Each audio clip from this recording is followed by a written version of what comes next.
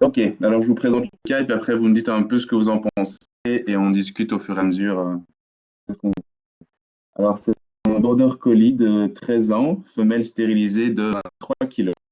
Je vais présenter parce que depuis 7 mois, il y a une alopécie qui s'est installée au niveau de ses flancs, l'heure de poils change un petit peu.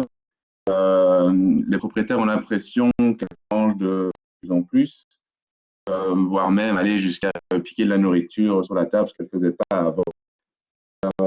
Et depuis 3 mois, ils disent aussi elle boit beaucoup souvent et qu'il y a des petits accidents dans la maison, qu'elle allait aussi beaucoup et que voilà, il faut quand même du poids du coup consécutivement à tout ça. Euh, du coup, ils viennent vous voir pour investiguer. Donc, avec cette anamnèse, vous pourriez me dire un petit peu ce qui est important, ce que vous relevez dedans, vous avez déjà des thèses Elle est stérilisée ou elle est entière? stérilisées. Stérilisée.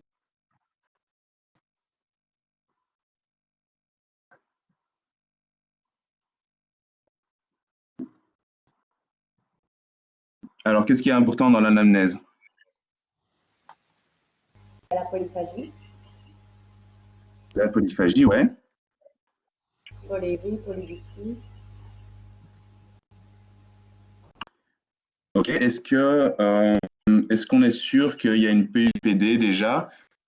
Et si tu as une vraie suspicion, qu'est-ce que tu pourrais un peu poser comme question pour affiner un peu tes suspicions?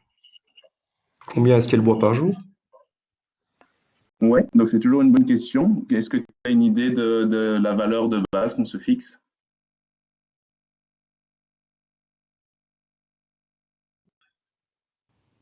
100 ml par kilo par jour. Donc là, vous posez la question. Souvent, ils ne pourront pas vous dire. Mais là, voilà, je vous dis que je sais ce que je donne et en fonction du poids du chien, vous calculez, ça fait à peu près 130 ml, d'accord? Par kilo par jour. Donc là, effectivement, PPD. Si jamais ils ne savent pas vous dire, ben, toujours une bonne question de poser ce qu'il y a des petits accidents qu'elle ne faisait pas avant, savoir si c'est une idée de la quantité d'eau, si elle va plus souvent boire qu'avant, ce genre de choses pour vraiment se faire une meilleure idée. Donc là, ben, bonne question. Donc du coup, ben, imaginons qu'on sait la réponse. Et donc là, on confirme ben, déjà qu'elle boit trop. Donc on parlera après de l'investigation d'une PIPD par la suite. Est-ce que vous aviez d'autres comme anomalies? L'alopécie bilatérale, enfin, Ouais, je ne sais plus si j'ai dit que c'était latéral, mais effectivement. Donc du coup, qu'est-ce que vous posez comme question face à une alopécie en général? est-ce qu'elle se gratte? Nutella. Gratte, ouais, je pense avoir entendu, donc c'est une bonne question. Dans ce cas-ci, non, ça la gratte pas du tout.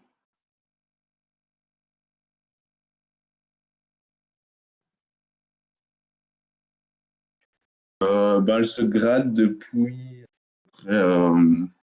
3 4 mois, quelque chose comme ça. Et elle se gratte, oui, tous les jours en tout cas. Elle se gratte pas, pardon, elle se gratte pas, mais elle perd des poils depuis 3-4 mois.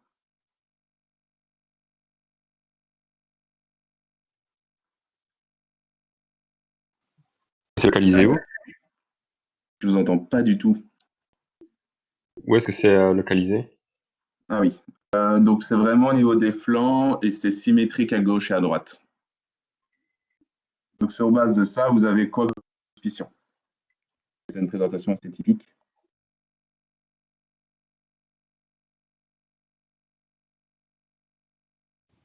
Un Cushing.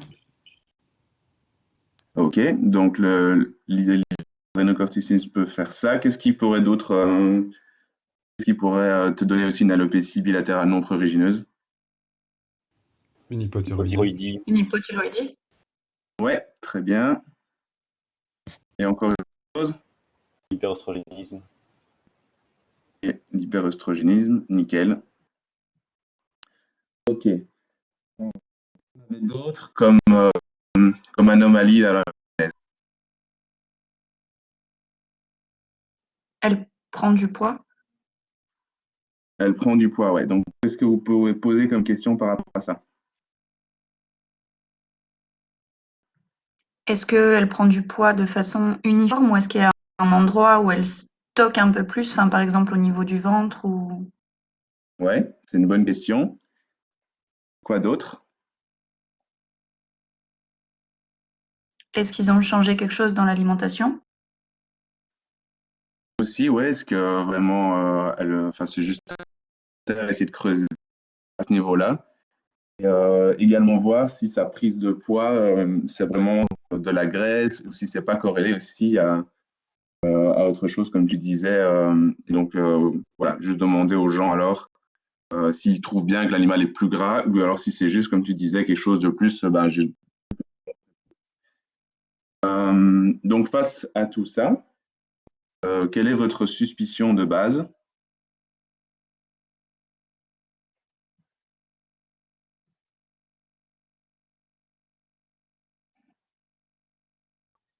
Ouais, Ouais, un Cushing. je vois des réponses qui s'affichent un peu, oui. Donc, vous suspectez un Cushing. Ok, super. Donc, par rapport à ça, donc, vous suspectez un Cushing, vous avez votre anamnèse. Quels sont les symptômes courants d'un Cushing dont on n'a pas encore courant et même les moins courants? On va essayer de refaire un peu que vous pourriez rencontrer. On en a parlé de quelques-uns, lesquels on n'a pas cités.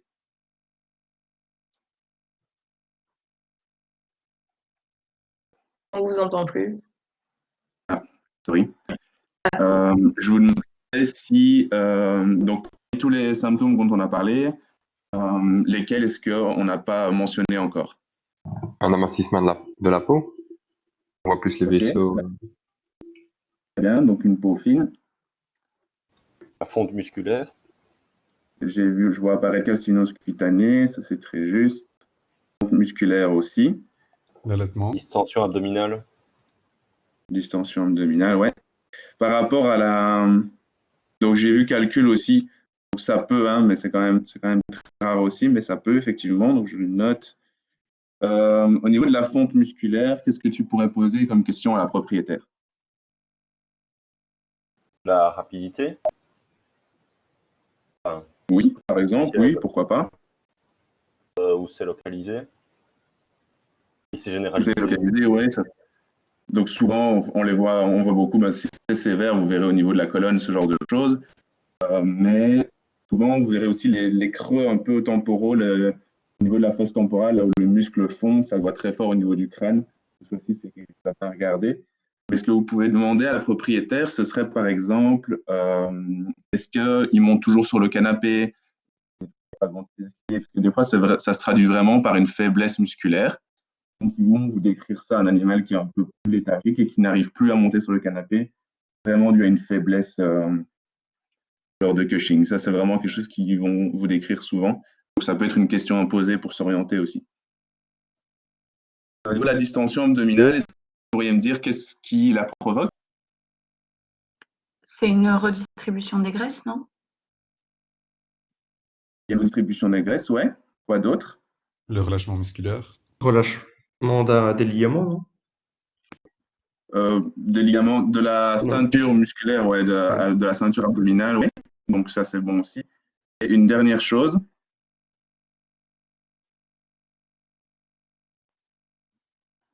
Yes, hépatobengali, bien joué. Ok, qu'est-ce que vous aviez d'autre comme signe en tête?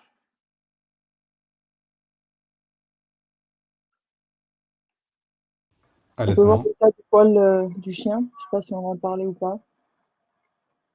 J'ai pas bien entendu.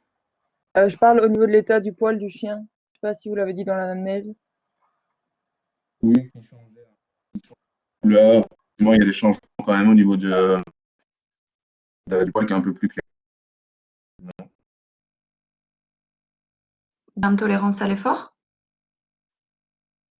Ouais, intolérance à l'effort, donc léthargie, mais c'est si donc tu as de la faiblesse musculaire, tu peux avoir de la léthargie. Et après, c'est aussi pas mal, je vais dire, tu vois, ils allaitent plus souvent, ils respirent plus vite. Il y a plusieurs raisons à ça, si vous les connaissez, si vous pouvez m'en citer quelques-unes. On peut avoir des tensions au niveau du front.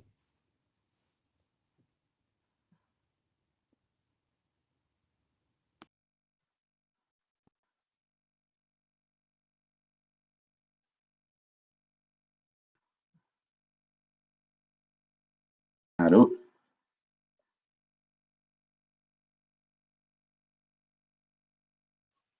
Bah, la forme musculaire, déjà.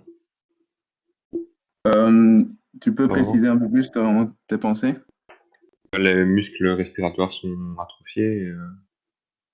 Ouais, donc il y a Donc, piquer des vraiment moins une importants. faiblesse au niveau des muscles respiratoires qui induit effectivement une bonne compliance. Ça, c'est une très bonne réponse. J'ai vu thromboembolie, c'est une très bonne réponse aussi, c'est bien de le savoir. Là, ce sera vraiment associé à quelque chose de très aigu comme présentation. Souvent, lors d'un Cushing, comme dans ce cas-ci, par exemple, ils arrivent et ils vont vous dire bah, ça fait 5 mois que, ça fait 6 mois que. Lorsqu'il y a des thromboembolies pulmonaires, c'est vraiment une présentation aiguë. Donc, ce n'est pas la présentation la plus typique d'un Cushing, mais effectivement, c'est très bien d'y penser. Thromboembolie, bon point. Faiblesse des muscles musculaires avec moins bonne compliance. Est-ce que vous avez autre chose? Est-ce que l'hypertension pourrait faire Très bien. Donc, l'hypertension qui peut être aussi pulmonaire, donc ça c'est bien. Il y a encore deux choses pour moi.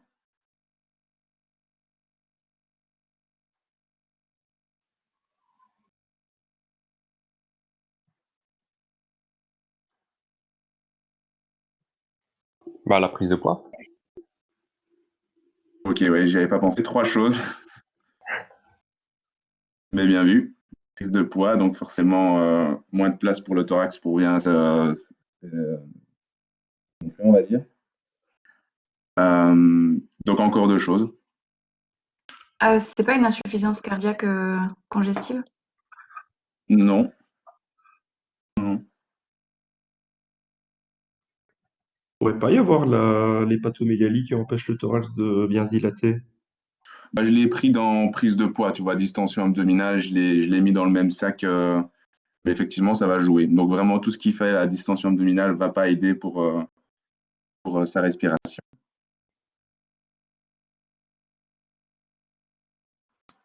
Donc, vous voulez que je vous donne la réponse? Oui. Donc, il y a une part de stimulation directe de tes stéroïdes au niveau du centre de la respiration qui les fait arrêter. Il y a vraiment une part de stimulation directe. Et il y a aussi des minéralisations qui peuvent se déposer au niveau pulmonaire. Un peu comme tu peux imaginer que tu peux avoir des calculs aussi urinaires, secondaires à un Cushing. Tu peux aussi avoir des petites minéralisations qui viennent participer avec tout le reste à ce qui est moins bien, qui se souvent et tout ça. Donc là, on a fait un bon petit tour pour ça. Est-ce que vous avez, donc je pense que tous les signes, je vais dire classiques, on les a vus. Qu'est-ce qu'on voit moins souvent?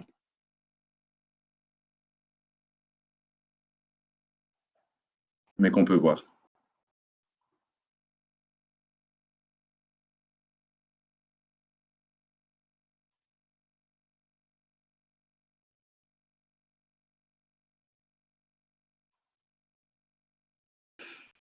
Alors, glomérulopathie, je ne sais pas si tu veux parler plutôt de tout ce qui est protéinurie et tout ça.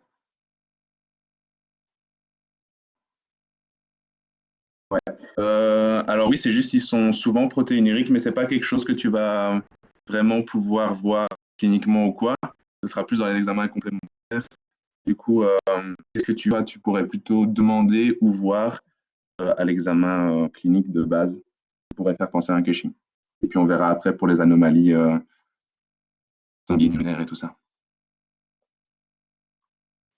Des affections secondaires.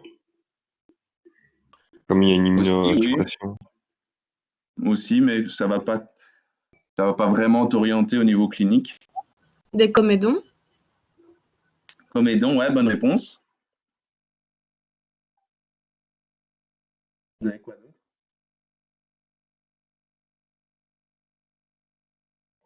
Peut pas y avoir des signes neuro. Alors, tu peux avoir des signes neuro pardon, en cas de macroadénome hypophysaire, tout à fait. Donc, bonne réponse aussi. C'est pas courant du tout, mais totalement arrivé. Tu peux avoir aussi d'autres signes neuro qui sont vraiment rares. Je sais pas s'il y en a qui en ont en tête, qui ne seraient pas dus par contre au fait qu'il y ait un macroadénome.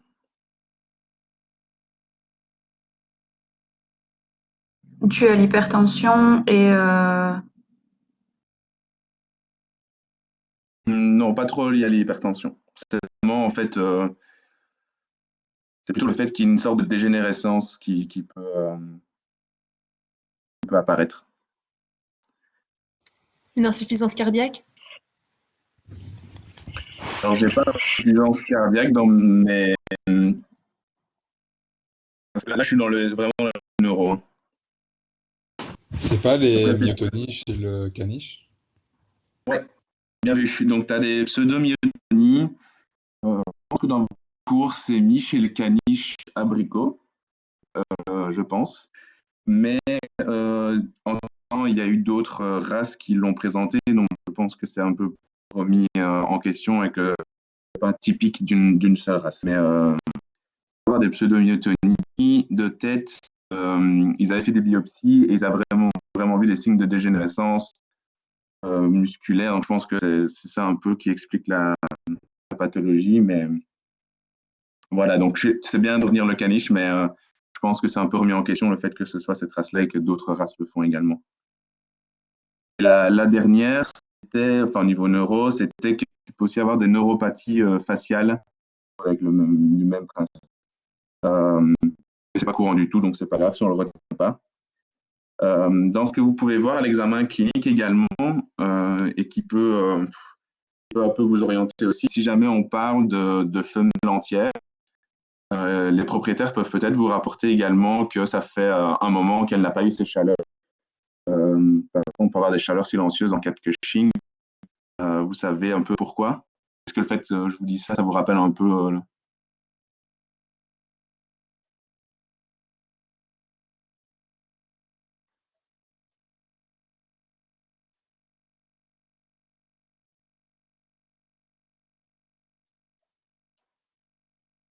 je sais pas si on m'entend bien en fait. Oui, oui, on vous entend. On Ok. réfléchit. Voilà. Ok, ouais, je vois qu'Oriane a la réponse. Donc effectivement, lorsque tu as un Cushing avec une surproduction de cortisol, tu as un feedback négatif qui se fait sur ton axe hypothalamo-hypophysaire, mais ton axe, donc ton hypophyse, elle ne fait pas que de la CH. Donc effectivement, lors de Cushing, tu peux avoir ce feedback qui diminue la production d'ACTH, mais aussi des autres hormones, des produits dont la LH et la FSH, et également aussi la TSH. Donc sur un animal, par exemple, je ne sais pas, je vous avais dit que ce chien-là était venu parce qu'il prenait du poids, qu'il était plus léthargique, et qu'éventuellement vous pensiez à une hypothyroïdie, et que vous dosez la T4 à être basse. Mais ça, ce ne sera pas parce qu'il est hypothyroïdien, ce sera parce que son axe est inhibé par le cortisol en excès. Et donc, c'est pour ça qu'on fait toujours la TSH en même temps. Et normalement, sa TSH devrait être dans les valeurs normales, voire diminuées, donc qui n'est pas en faveur du tout d'une. Donc voilà, tombez pas dans le petit piège. Et de la même façon, chez le mâle, ça se verra plutôt par une atrophie testiculaire. Et la femelle, du coup, par un anus. Attention. Ok. Il nous reste, je pense qu'on a vraiment fait déjà un gros point, mais donc dans ce qui nous reste, c'est les Cushing peuvent induire des insulines résistances. Vous pouvez des animaux qui peuvent être diabétiques à cause de ça. Et ça peut aussi faire des ruptures ligamentaires. Donc, vous avez des chiens qui vont peut-être se faire des ruptures de ligaments croisés, ce genre de choses, plus facilement à cause de ça.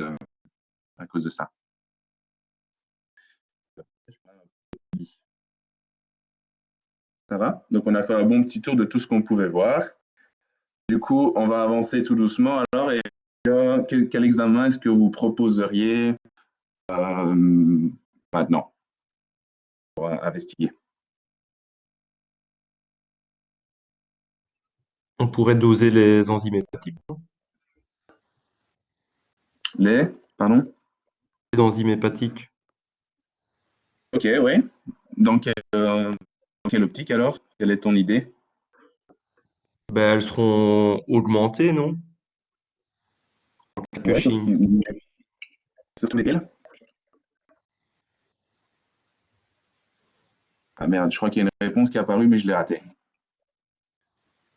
Oui, effectivement, ça va être.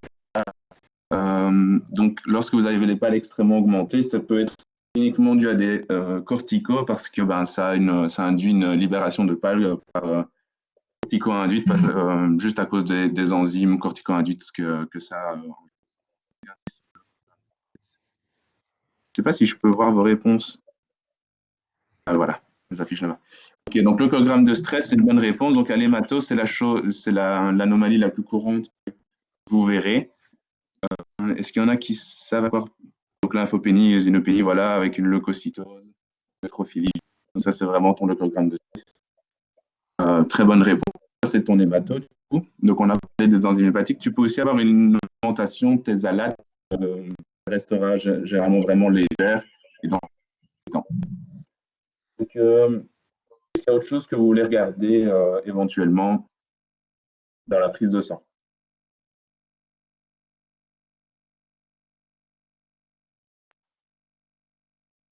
Hypercholestérolémie, ouais, très juste. Le cas dû à la redistribution de graisse, il y a une hyperlipidémie avec hypercholestérolémie, très juste. Vous faites bien attention, il faut que l'animal soit à jeun pour pouvoir l'interpréter.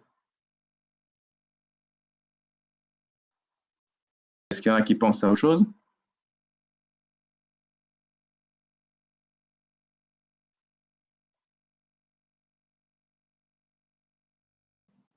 Le cortisol,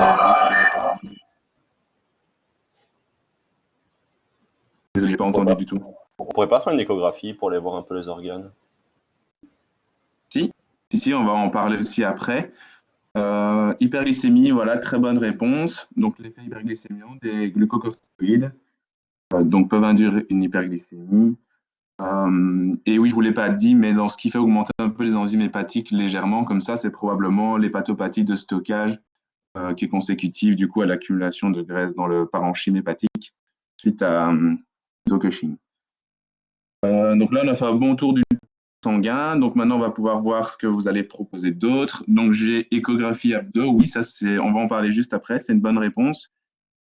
Mais qu'est-ce qu'on pourrait faire avant? Je veux dire un peu en même temps que le bilan sanguin. Urinaire.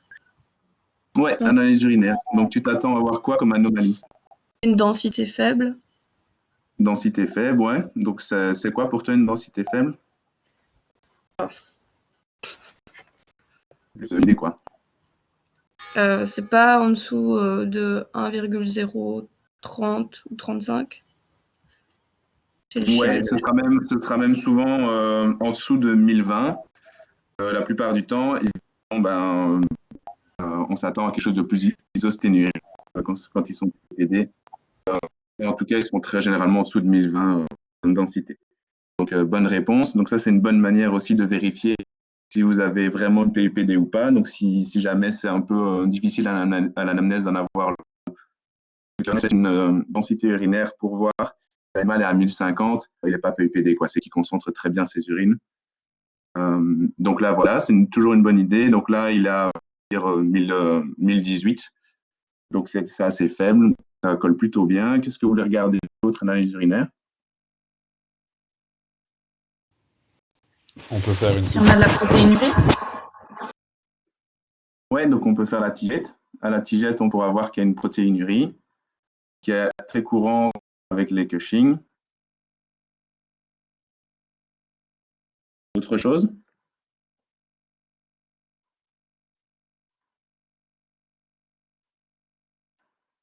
Ouais, pourquoi tu veux faire une culture? Donc avant ta culture, fais déjà centrifuge ton échantillon et regarde au microscope. Tu auras peut-être déjà la réponse. Mais effectivement, c'est une bonne idée d'envoyer une culture. Est-ce que tu sais pourquoi? Parce que le cortisol inflammatoire et masquer les signes d'une infection urinaire. Ouais, exactement. Donc il va pas montrer les signes, donc tu vas le voir, mais après c'est aussi qu'ils font pas mal beaucoup de Cushing. 50% des Cushing ont une infection urinaire présentes à la présentation. Et ça, est-ce que tu sais pourquoi ils ont... Je pense que tu sais.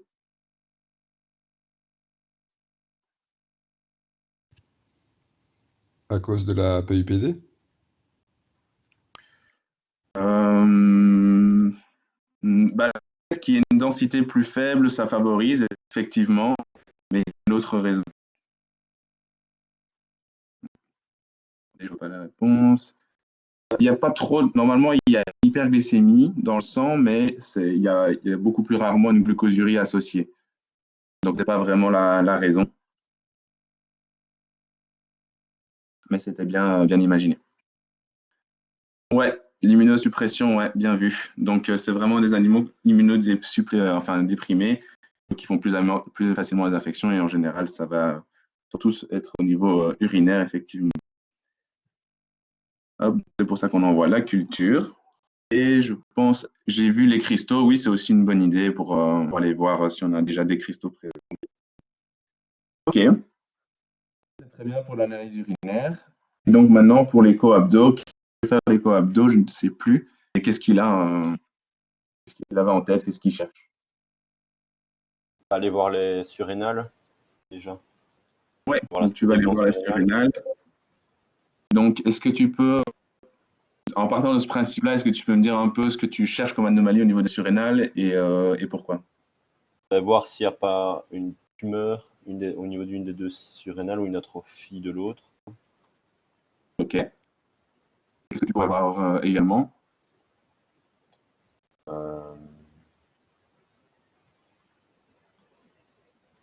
Est-ce qu'un Cushing est toujours dû à une tumeur sur une surrénale?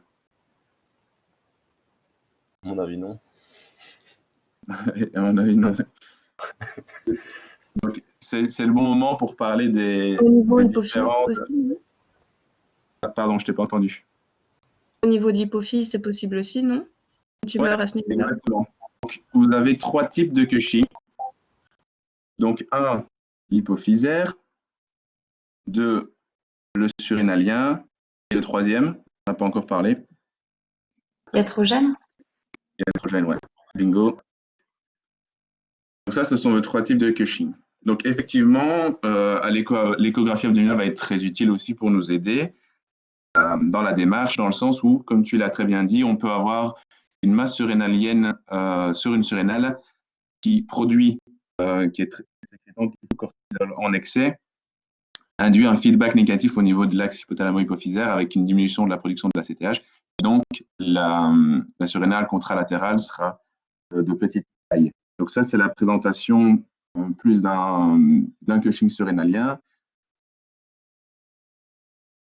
Malheureusement, il faut savoir qu'il y a des cas où ils ont une masse surrénalienne qui n'est pas du tout sécrétante, rien à voir avec son Cushing, ou alors tu peux avoir un incidentalome, ou alors tu peux avoir une masse sur une surrénale et même une sur l'hypophyse. Donc, ce n'est pas non plus tout évident de faire la différence entre les deux. En cas de Cushing hypophysaire, tes surrénales, elles seront comment?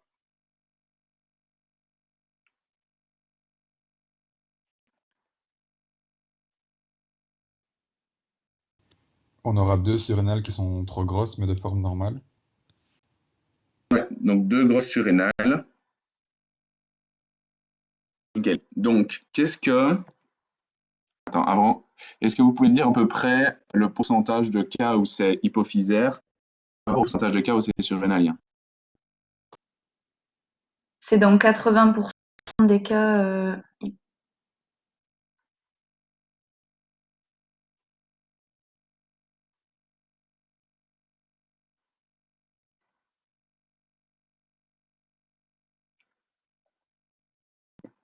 Je crois que ça a coupé, mais j'ai pas entendu la fin de la réponse.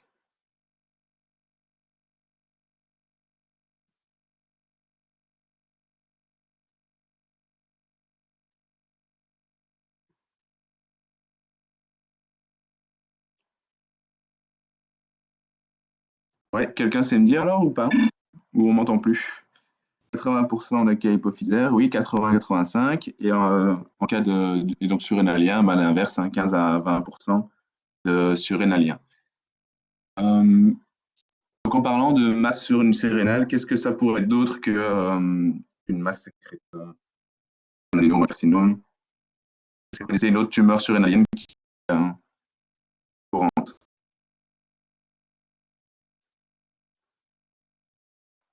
Ouais, c'est ça. Tu sais ce que c'est? Pour ceux qui n'ont pas vu, c'est phéochromocytome. Donc quelle est la présentation typique d'un phéochromocytome?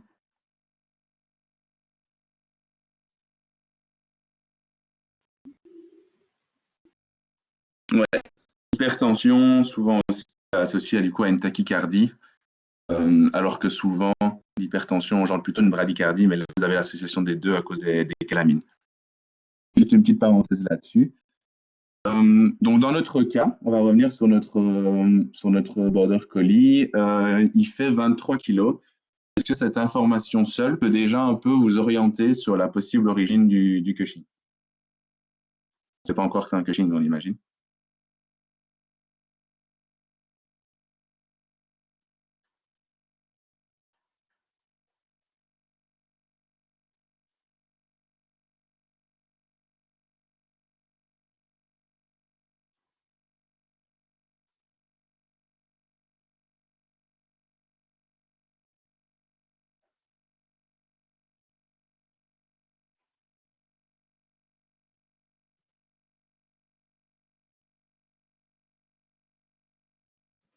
C'est un C'est peu bon. trop, hein, 23 kilos pour un border collie.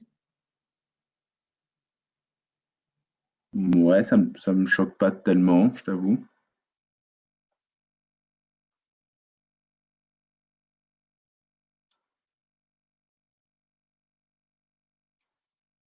C'est pas par rapport à la race, mais est-ce que le poids peut déjà vous orienter ou pas?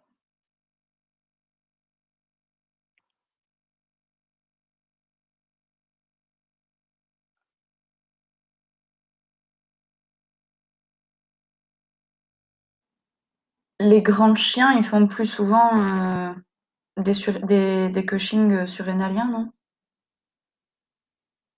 C'est ça. Donc, quand on dit qu'ils le font plus souvent, donc il faut savoir que les petits chiens sont souvent les petits bichons ou les shih tzus, les choses comme ça, des petits yorks, où ils ont dans 75% des cas hypophysaires, alors que les grands chiens, donc les chiens de plus de 20 kilos, ils sont en fait à 50% hypophysaires, 50% surrénaliens. Donc le fait qu'ils soient plus grands, ça veut dire qu'il y a plus de chances qu'ils soient surrénaliens que quand ils sont de taille. Du coup, ça vous permet non plus du tout de départager entre les deux. Mais c'est vrai qu'il y a il y a quand même plus de chances qu'ils soient surrénaliens. D'accord? Tout ça, ce sont des petits indices. Donc le fait que, est-ce qu'il y en a qui veulent absolument savoir si c'est donc on a dit, on a fait notre écho abdo. Imaginons qu'on ait une masse surrénale, mais que l'autre, par exemple, l'autre surrénale, elle soit pas non plus de petite taille. Donc c'est un cas où c'est un peu compliqué de départager. Parce que normalement, on sait qu'elle devrait être de petite taille, donc on se dit, bah voilà, c'est peut-être juste un incidentalome ou une masse fortuite, mais il y a peut-être aussi quelque chose au niveau de l'hypophyse qui justifierait qu'elle ne soit pas de petite taille. Est-ce qu'il y a des examens qui vont vous aider à faire la différence?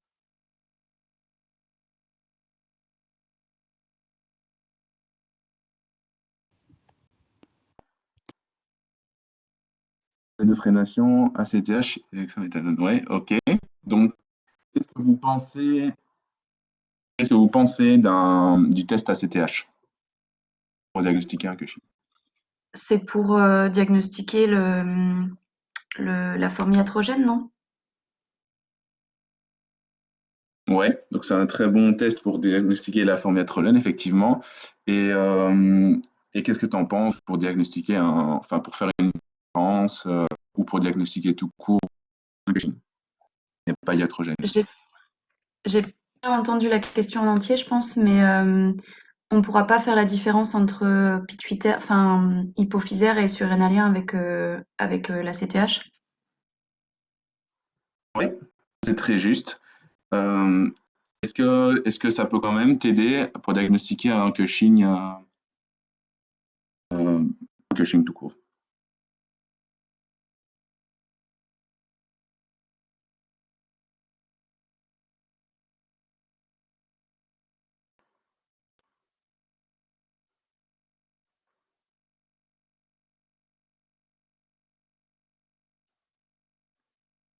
Beaucoup de faux négatifs. Ouais, donc ça c'est très juste. En gros, si vous faites quand vous faites un test ACTH sur un Cushing qui est hypophysaire, enfin ça vous le savez pas encore, mais quand ils sont hypophysaires, vous avez quand même une assez bonne spécificité.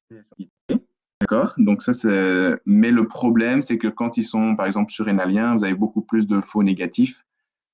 C'est pas totalement ça, mais c'est plus ou moins 1 sur 2 qui vont vous paraître normal alors qu'il est bien Cushing. Donc ça vous permet pas de faire la différence, ça c'est sûr. Et du coup, ça peut aussi vous induire en erreur dans un bon nombre de cas. Donc c'est pas du tout un examen parfait. Par contre, c'est vrai qu'il a l'avantage de pouvoir mettre en évidence un Cushing iatrogène. Et il a aussi l'avantage que quand il est positif, il a quand même une bonne spécificité. Donc s'il est positif, il y a quand même 80-90% de chances qu'il soit vraiment positif. D'accord? C'est juste que si jamais il est normal, vous ne pouvez pas exclure quand même un Cushing derrière. Donc c'est un examen de choix. Du coup, imaginons qu'il ait un Cushing et que l'examen soit positif. À quoi ressemblerait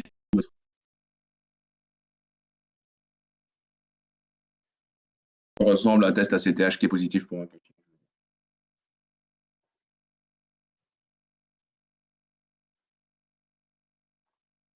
Ah merde.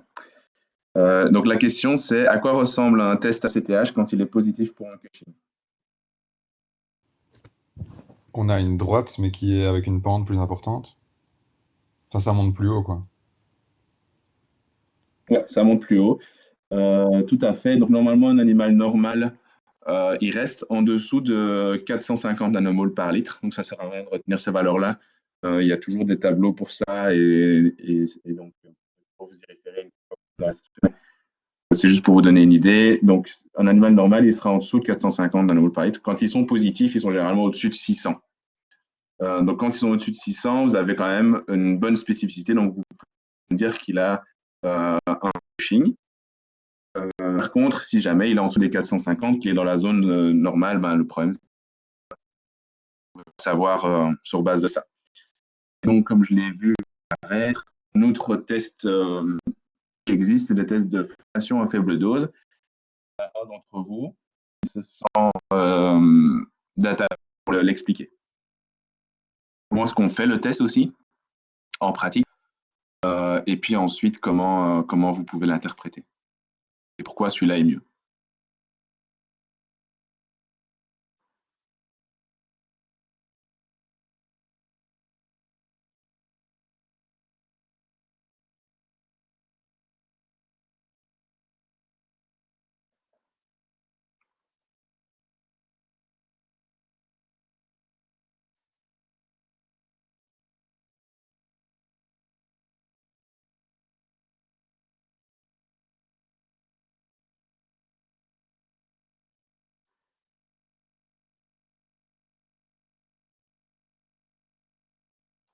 Censé. Si personne ne se vient l'expliquer, mais c'est mieux si vous essayez, je pense que vous retiendrez mieux comme ça.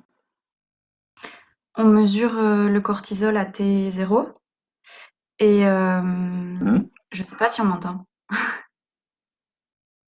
Si, moi je t'entends bien en tout cas. Ok, ça va. Et du coup, on regarde déjà la valeur qu'il a en fonction du seuil. Enfin, s'il est supérieur à 10 ou 14, 14 je crois. S'il est supérieur à... Ah non, ça c'est à T8. Non, ça c'est à T8. Oui, ok. Donc, juste explique-moi comment tu testes en pratique, comme ça c'est clair pour tout le monde. Et puis ensuite, dis-moi comment tu regardes, comme tu viens de commencer et m'expliquer, mais juste pour être sûr que tout le monde comprend bien comment on fait le test. On mesure le cortisol et après on va injecter de la dexaméthasone en IV Et donc, enfin, T'as je une sais pas idée si de on la dose? explique. Ben, faible dose, du coup, c'est 0,001 mg par kilo. C'est ça, nickel. Et ensuite, on mesure les valeurs du cortisol à T, donc ben, on le mesure à T0, à T4 et à T8. Ouais, c'est ça. Parfait. Et en Et fait, donc, comment tu l'interprètes? on regarde comment la dexaméthasone va avoir déprimé, entre guillemets, l'axe hypothalamo-hypophysaire, enfin la production de cortisol, Ouais. enfin le taux de cortisol. Et du coup, Mhm. si à T8, il est supérieur à donc une certaine valeur seuil, on considère qu'on a un Cushing. Ouais. Et Donc 14, c'est très bien, hein, ah oui, c'était OK. Et c'est très bien. On sait qu'il a un Cushing en dessous de 10, du coup, c'est un animal normal.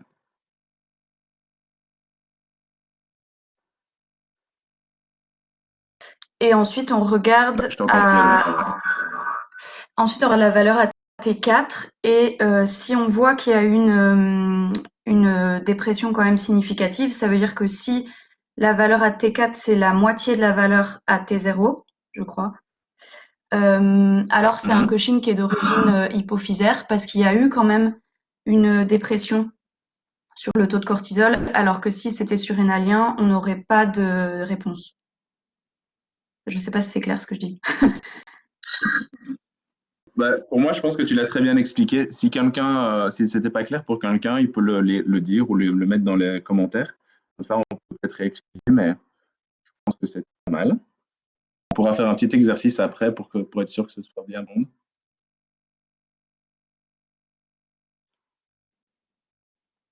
Dites-moi Attends un si peu, mais c'était clair. sinon on avance. Non, c'est bien, c'était clair. C'était clair, ouais. Nickel. Ok, donc ça effectivement c'est un bon test. Comme tu l'as dit, ça permet de différencier, pas toujours, mais dans certains cas, les deux formes.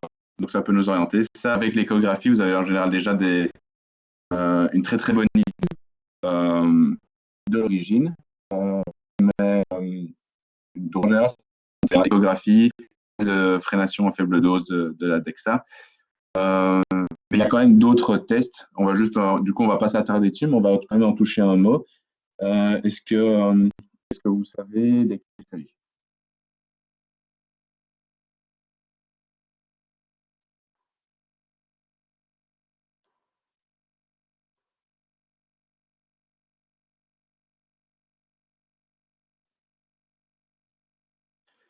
Je demandais si vous saviez me dire quels autres tests on pourrait faire dans l'investigation d'un Cushing, même si en général on fait plutôt quand même test de freination, enfin test dexaméthasone faible dose et une échographie abdominale. En général on fait ça, mais qu'est-ce qu'on pourrait faire d'autre?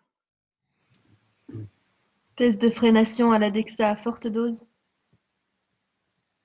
Okay. Donc tu le fais. Seulement si on sait qu'il a déjà un Cushing et qu'on veut dire l'origine. Ok, alors c'est juste, mais il y a aussi encore un truc en plus. Donc pourquoi est-ce que tu le fais que quand tu sais qu'il y a un Cushing?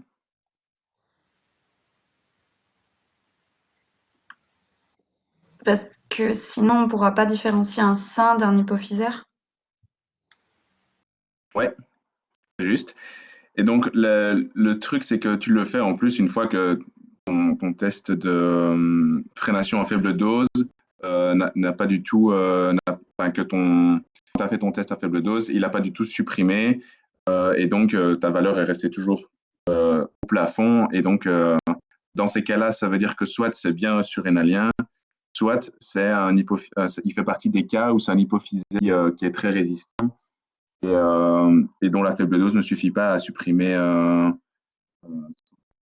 Donc, dans ces cas-là, tu peux faire un fort l'inconvénient de la forte du test.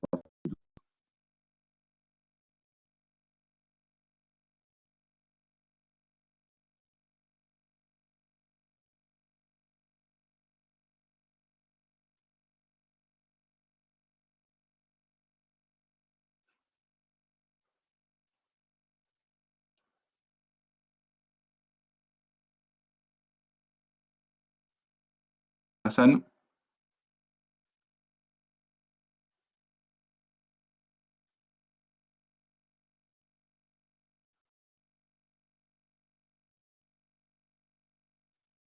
Ok, du coup je vais le dire. Le problème de ce test, c'est que on m'entend toujours là, hein, rassurez-moi.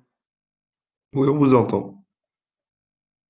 Ah, ça va. Le problème de ce test, c'est que malheureusement, il y a aussi un certain pourcentage de cas hypophysaires qui vont résister à la forte dose. Donc même avec un résultat qui est toujours en faveur d'un surrénalien, vous ne pourrez pas exclure que c'est quand même un hypophysaire. Donc en général, c'est pas quelque chose qu'on va faire. Bah, ça va pas non plus nous permettre. C'est un peu ça qui est embêtant avec ça. Donc si ça répond, bah, tant mieux, vous avez la réponse, mais encore une fois, vous ne pourrez pas l'exclure si jamais ça reste, enfin, si jamais ça ne supprime pas. Et c'est la raison pour laquelle on ne le fait pas souvent. Est-ce que vous connaissez d'autres tests?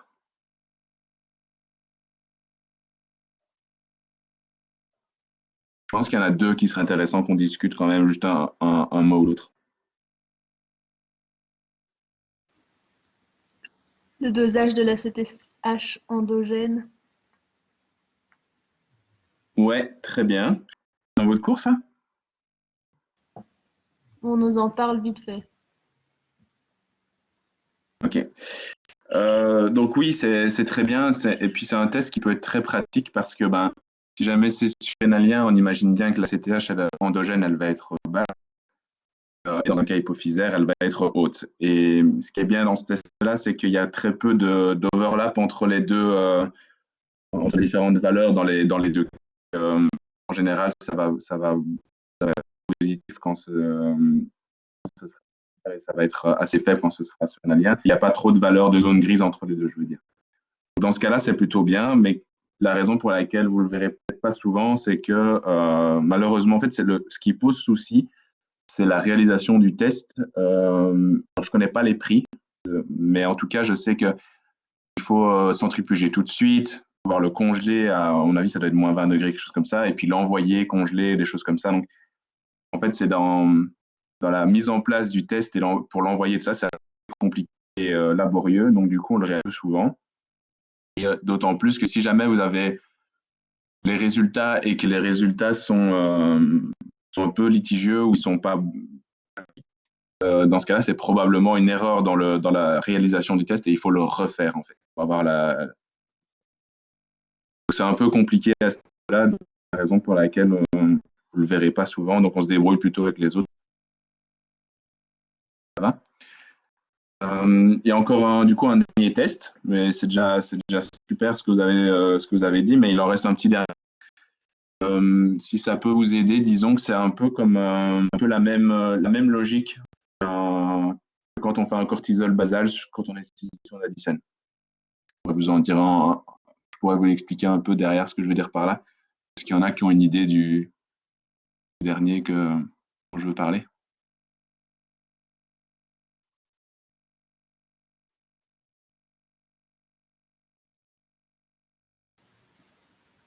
Le rapport cortisol sur créatinine urinaire. Et donc, comment est-ce que tu peux interpréter ce résultat-là? Ce test-là, pardon.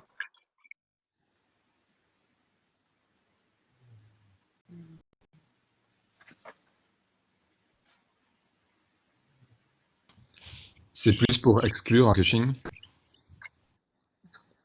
Ouais, exactement. Donc, c'est un bon test pour exclure un Cushing. Donc, c'est-à-dire que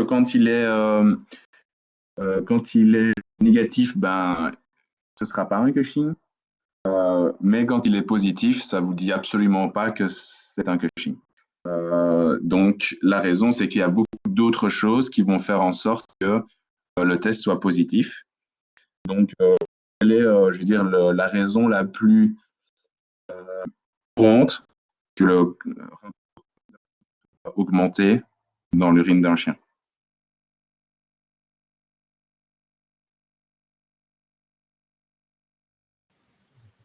Une insuffisance rénale? Non. Qu'est-ce qui ferait augmenter le cortisol là? Une raison très courante. Le stress? Donc, un chien qui viendra chez vous dans votre cabinet, bah, il va être très, très probablement stressé et le cortisol augmente en cas de stress, y compris dans les urines. Donc, rien que ça peut suffire à fausser le test. Donc, c'est la raison pour laquelle, ben, s'il est positif, ça ne va pas vous aider, mais s'il est négatif, ben, il y a très peu de chances qu'il soit. Donc, pour ce genre de test, en général, si vous voulez l'exclure, il faut qu'il soit UPD, qu'il n'ait aucun signe de Cushing. Donc, vous voulez investiguer, mais vous ne voulez pas non plus mettre des centaines d'euros un test pour le chercher. Vous pouvez éventuellement dire aux gens de récolter des urines et de tester à ce moment.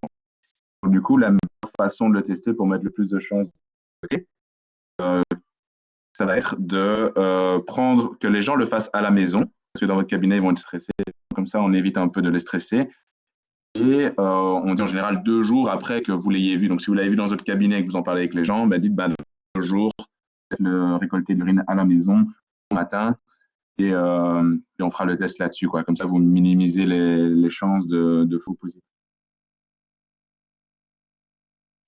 OK. Je voulais vous dire, comme avec la Dyson, c'est que quand on fait le cortisol basal, ça a exactement la même logique. C'est que si jamais le cortisol basal est bas, c'est une chose. Par contre, quand il est haut, ce ne sera pas un Addison. Donc, quand vous faites le cortisol basal sur un chien qu'on suspecte d'Addison, c'est juste pour l'écarter, c'est pas du tout confirmé. Donc, c'est la même logique que ce test-là. Donc, c'est une bonne manière de dire un peu l'intérêt de ce. Donc, au niveau des tests diagnostiques, on est vraiment pas mal. La seule chose, mais c'est vraiment juste, on va parce que c'est pas important, mais c'est que vous pouvez éventuellement proposer en cas de Cushing avec des signes neurologiques similaires pour voir si c'est un macroadénome au niveau de l'hypophyse qui cause les signes neurologiques et pour éventuellement considérer un traitement.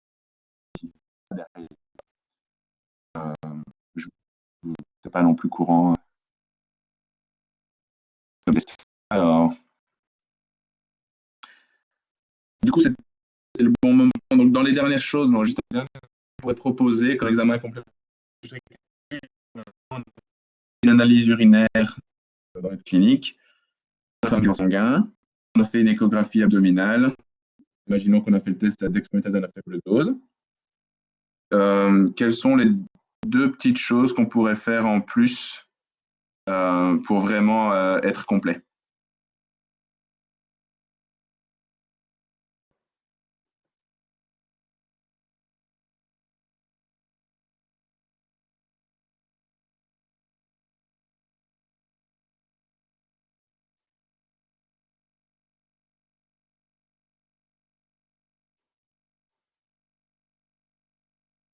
Et je ne sais plus qui en début de séminaire en avait parlé et j'ai dit qu'on verrait ça après dans l'examen complémentaire et du coup je pense que c'est le bon moment. S'il y a des signes nerveux? Non, c'est pas un raclage cutané non plus, une animale se gratte pas du tout, que c'est bilatéral, machin, franchement ça nous suffit comme information pour l'investigation de l'alopécie en tout cas. C'est pas l'échographie abdominale, non? On l'a déjà fait, hein. On l'a déjà fait dans notre prise en charge là.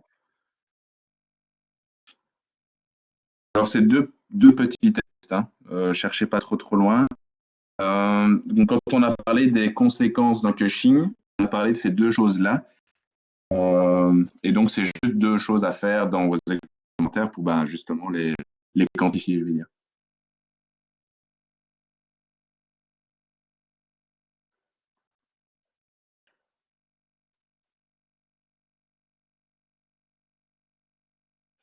Donc on a fait l'analyse urinaire en diabète.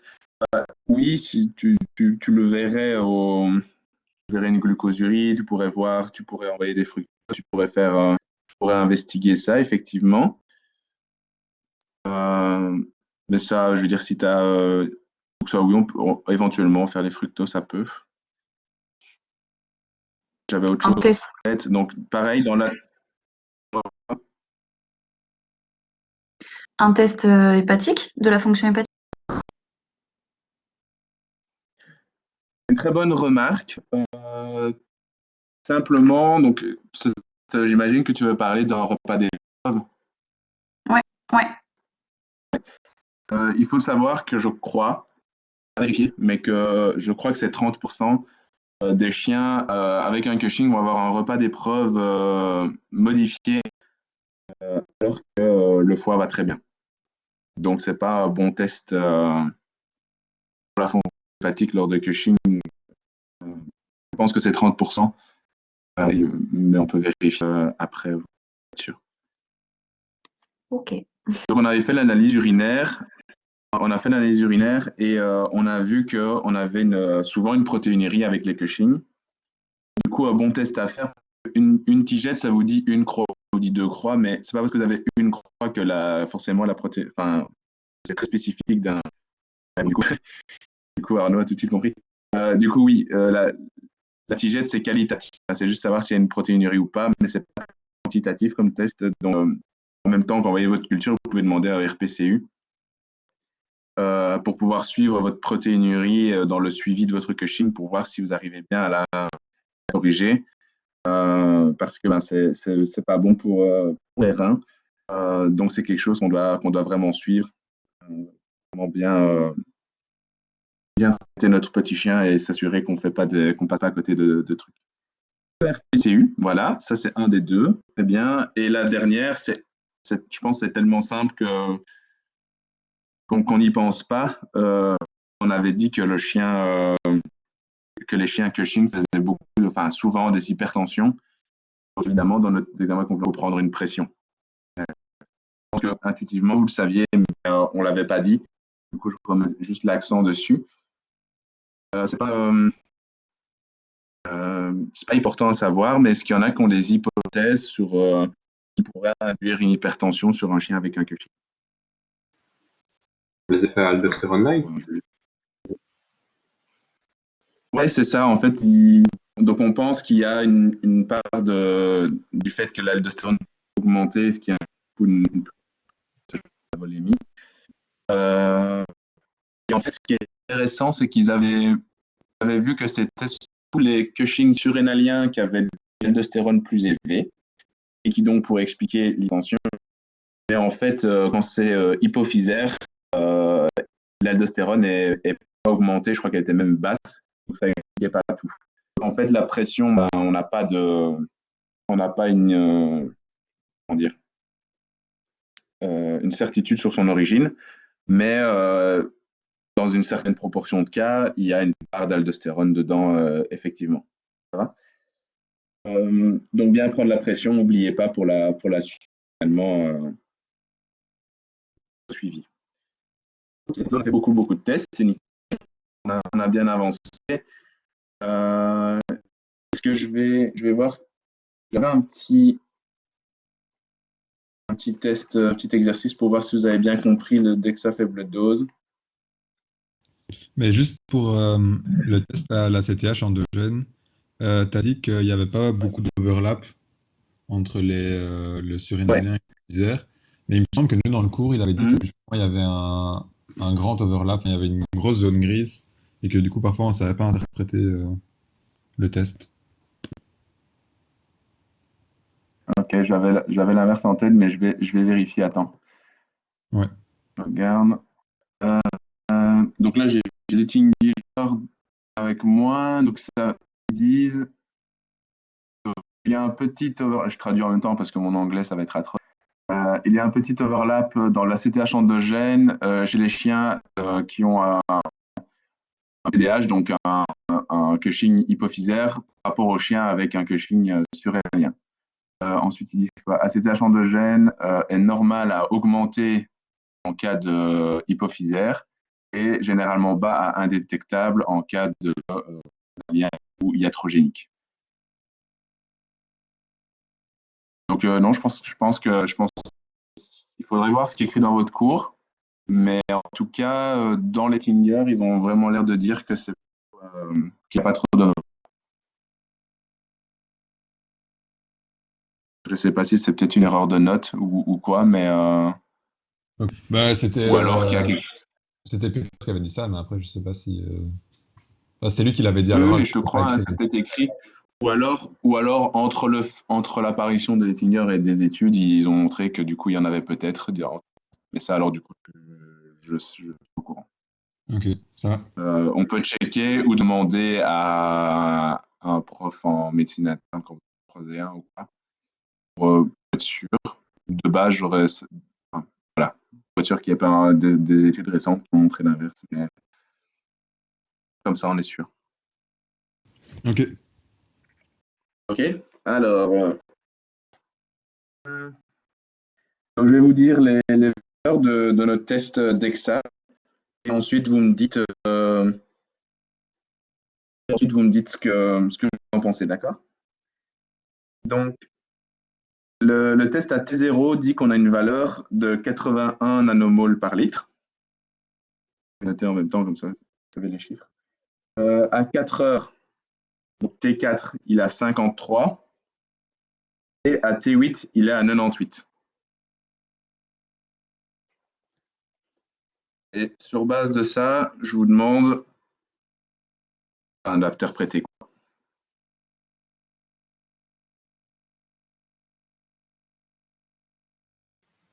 À T0, c'était combien? 81.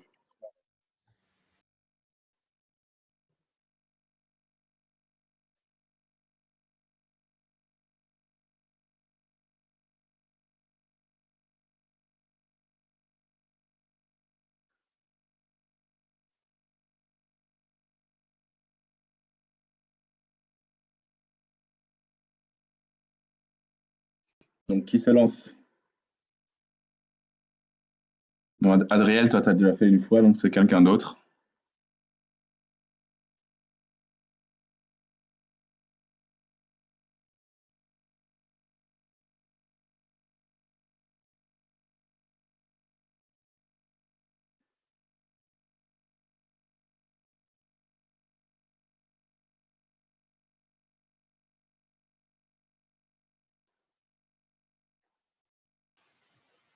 Ouais, il y a quand même une dépression, donc ça serait plutôt d'origine hypophysaire, non?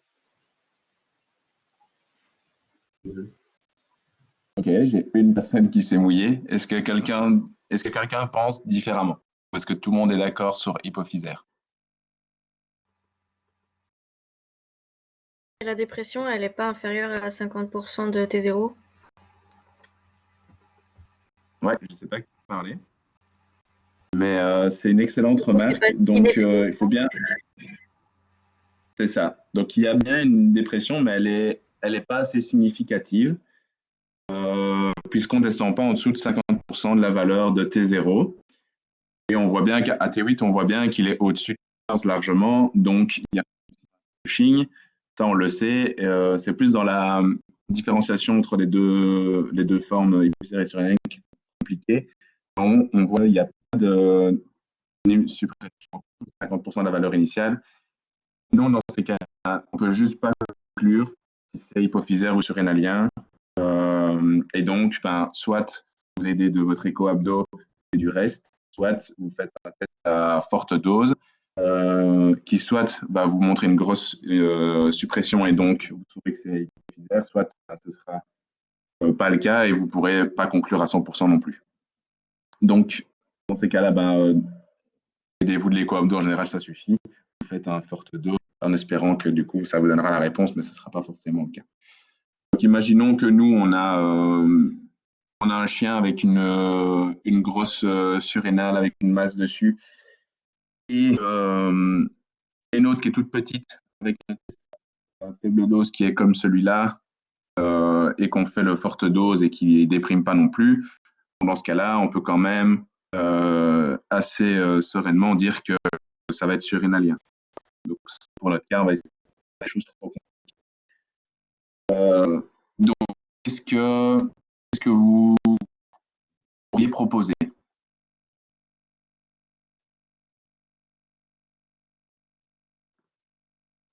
Une chirurgie.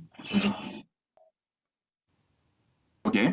Comment est-ce que qu'est-ce qui pourrait être en faveur d'une chirurgie et qu'est-ce qui peinerait? si on a, bah, déjà si c'est surrénalien, on peut opérer. Et il faut faire un Ouais, j'ai scanner vu ta réponse, Adrien, on en parle juste après. pour voir s'il Désolé, n'y a pas Arnaud, vas-y. d'envahissement des vaisseaux.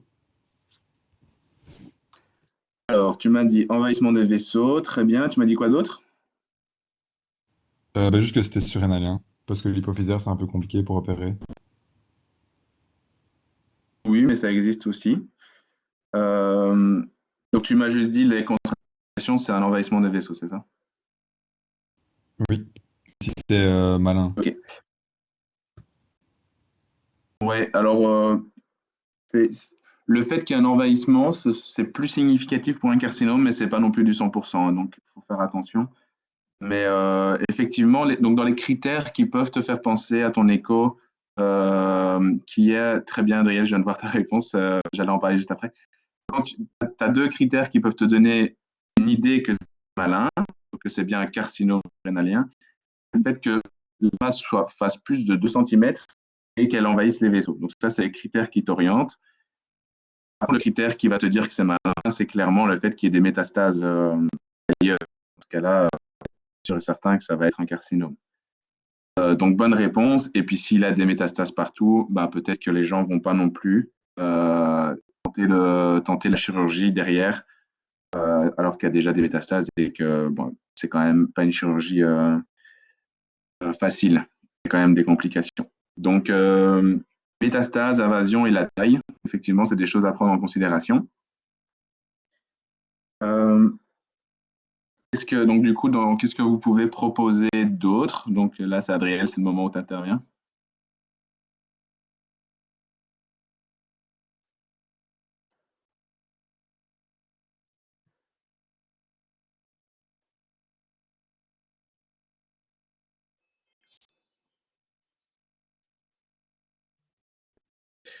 Je vous laisse juste 2 secondes réfléchir à ça et puis je reviens, je vais juste répondre à un appel des urgences. J'arrive tout de suite.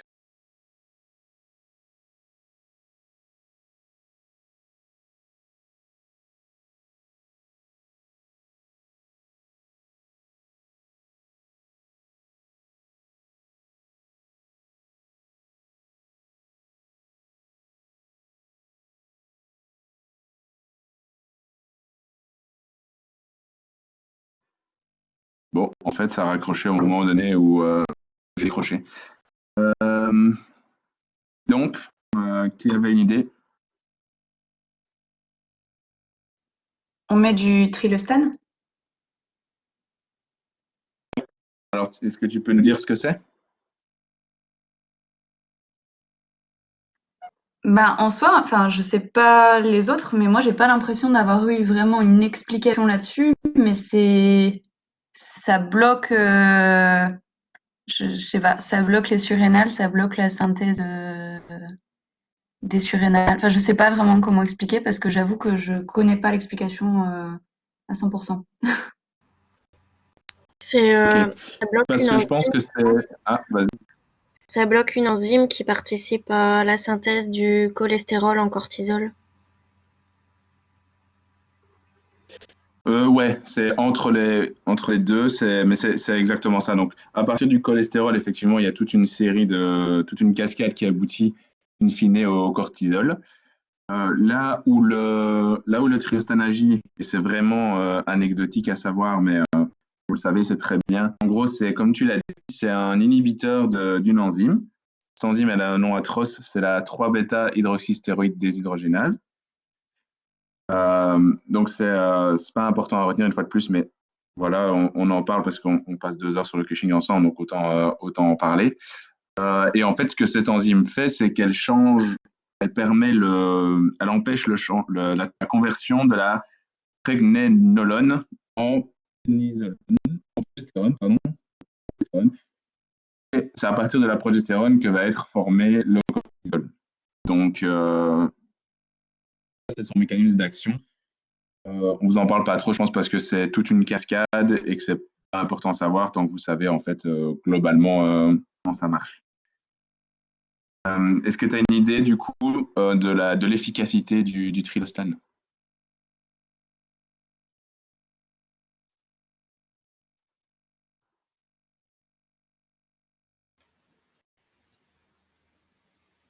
Plus de 80% de succès.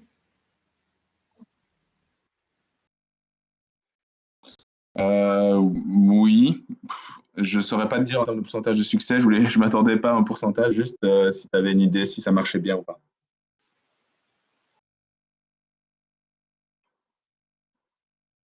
Oui, ça marche bien. Donc ça marche très bien, que ce soit sur l'hypophysaire ou le surrénalien. Il faut savoir que du coup, en général, ils donnent des médianes de survie dans ce qui est hypophysaire, mais c'est des vieux chiens, donc c'est toujours un peu difficile à interpréter à leur âge, mais parce qu'il y a beaucoup de comorbidités forcément qui jouent aussi. Ils disent 3-4 ans, mais en gros vu leur âge de base, on peut dire que la plupart vont bien le tolérer toute leur vie. La seule chose, c'est que, et ça, il me semble que c'est pas hyper bien, hyper clair dans ce que j'ai vu, mais il me semble que quand c'est des carcinomes surrénaliens, ça fonctionne bien, mais ils ont une médiane de plutôt 1 an. Et ça, c'est probablement dû parce que ça répond bien cliniquement, mais par contre, ça ne va pas non plus sur les métastases, ça ne va pas empêcher la tumeur de se propager, de créer des thrombis et ce genre de choses. Donc, dans ces cas-là, la médiane de survie, malheureusement, est moins bonne. Je pense que c'est 1 an. Vous pourriez regarder dans un article, je pense que c'est ça. Pour le reste, ça m'a fait penser à un truc qu'on a oublié de dire, c'est qu'en cas de Cushing, ils sont hypercoagulables. Ils ont un état hypercoagulable et donc ils peuvent faire des thrombis. Et on avait parlé des thromboembolies pulmonaires tout à l'heure. C'est vrai qu'on n'a pas trop plongé dans le sujet, mais du coup, c'est ça la raison. Donc, il est bien garder ça en tête comme effet secondaire. Et la dernière chose, dans ce que ça peut également engendrer, je ne sais pas si on vous en a parlé, est-ce que vous avez une idée on va dire, du lien entre un chien qui a un Cushing et qui présenterait de l'ictère? Désolé si c'est pas très fluide, mais je viens d'y repenser maintenant et je pense que c'est important que vous le sachiez.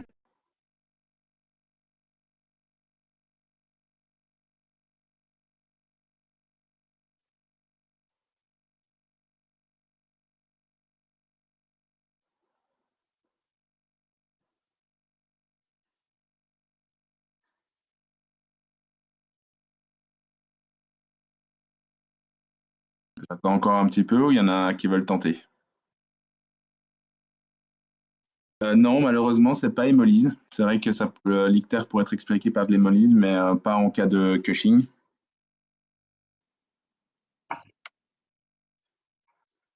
Alors, c'est pas vraiment hépatique non plus. Pour vous donner un indice, ce serait plutôt post-hépatique. Dû à une obstruction post-hépatique. Ah ouais, bah c'est ça. À cause de l'hépatomégalie, on aurait une compression des canalicule biliaires. C'est une très bonne hypothèse, mais c'est pas ça. C'est plutôt, je pense, donc là, je vois Lisa, dans le vrai, donc vraiment, enfin si, c'est une forme de cholestase, c'est la formation d'un mucocèle biliaire, en fait, qui sont, pour les chiens que chez disposent à ça, en fait. Donc, quand vous avez des chiens, ils vont arriver vraiment très mal, très ictériques. Vous faites une écho, vous voyez qu'il y a un mucocèle biliaire. Toujours checker si c'est ce qui a causé ça. Alors, vous n'aurez pas toujours la réponse, mais pour les choses à investiguer, il faut regarder si ce chien n'est pas Cushing.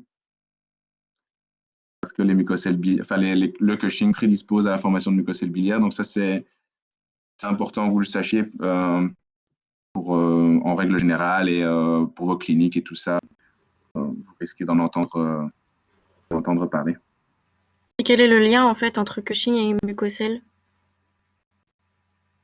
Ça, c'est une très bonne question. Je ne sais pas si c'est effectivement juste une cholestase ou quoi qui le ferait, mais j'ai pas l'explication avec certitude. Je suis pas sûr qu'on le sache avec certitude non plus, mais probablement qu'il y a une sorte de cholestase avec une accumulation et puis ça forme un mucocèle in fine. C'est c'est pareil pour les hypothyroïdiens aussi, ça peut être le cas. Mais beaucoup moins courant que le Cushing. Donc ça, c'était juste le petit flashback. Donc on était dans notre trilostan, donc qui fonctionne plutôt bien. Maintenant, c'est ce que c'est. Effectivement, Arnaud nous a parlé de chirurgie. Donc si jamais il n'y a pas d'invasion des vaisseaux, qu'il y a de métastases partout, que la masse est bien inscrite, vous pouvez, donc imaginons, on peut faire l'IRM ou le scanner pour vraiment voir s'il y a une invasion des vaisseaux, parce qu'à l'écho, c'est pas non plus facile, mais bon, il y arrive ici, mais dans votre cabinet, ça va pas être facile non plus, à moins d'avoir beaucoup d'expérience. En tout cas, à mon niveau, je sais que j'en serais incapable. Donc, dans ce cas-là, on peut aussi envisager de référer pour faire un scan pour vraiment pouvoir investiguer l'invasion des vaisseaux avant de faire des chirurgies compliquées.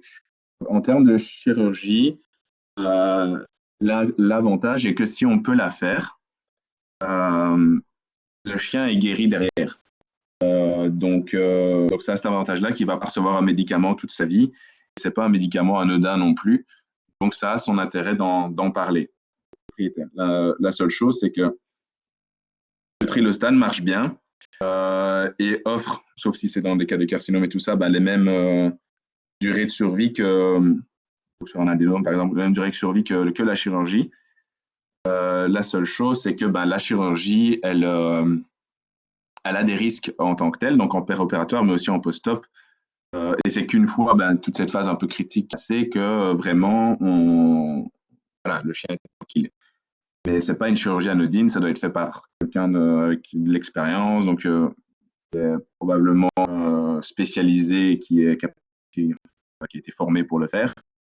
Et dans ce que j'avais trouvé dans la littérature, c'était 13 et 30% je pense que c'est pas rien du tout, et probablement que ce chiffre est à confirmer auprès de quelqu'un qui a l'habitude de le faire, parce que c'est forcément chirurgien indépendant, comme à peu près toutes les chirurgies.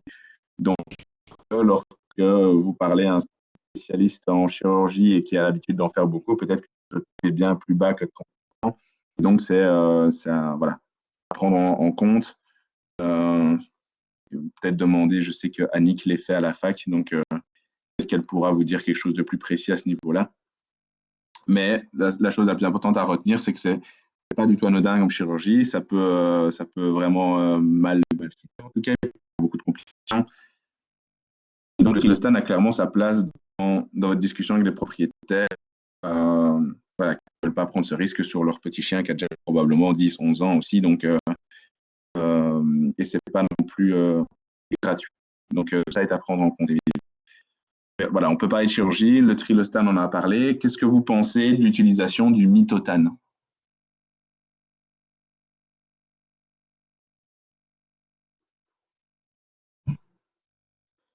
Il y avait beaucoup d'effets Oui, secondaires.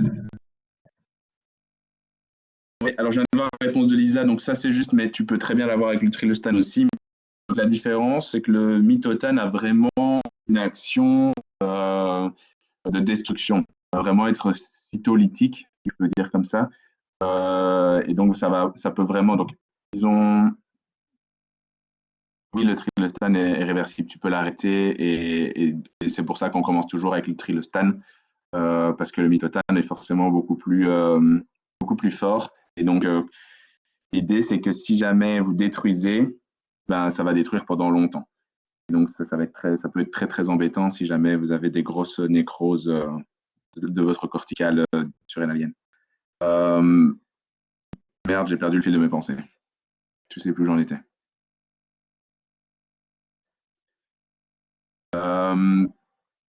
Donc, comme je vous disais, donc le trilostan, est-ce que vous avez une idée de de la manière dont, enfin, la vitesse de métabolisation? Et je pourrais faire le lien avec le mitotane derrière.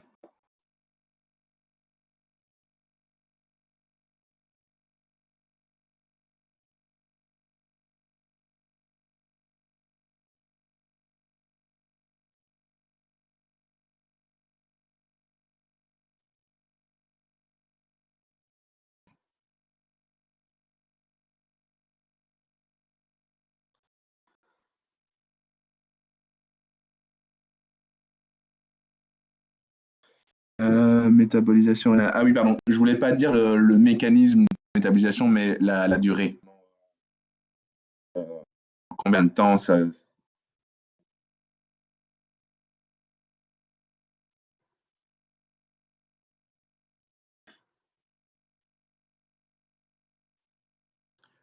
Donc en gros, son effet maximal, c'est après 2 heures. Donc ça agit vraiment vite. Et en général, la d'action, c'est entre 10 à 18 heures. Il explique qu'en général, vous verrez, c'est fait 2 fois par jour comme traitement.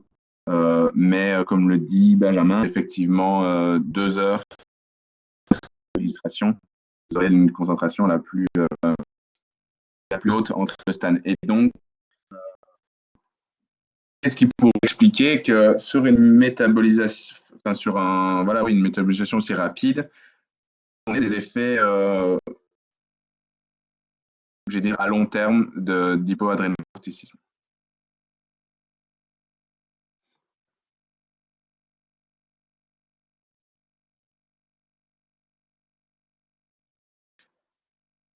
C'est vrai qu'on peut se poser la question, mais si c'est métabolisé en 2 heures, si j'arrête de le donner, il n'y a pas de raison qu'une semaine après, ces surrénales n'aient pas du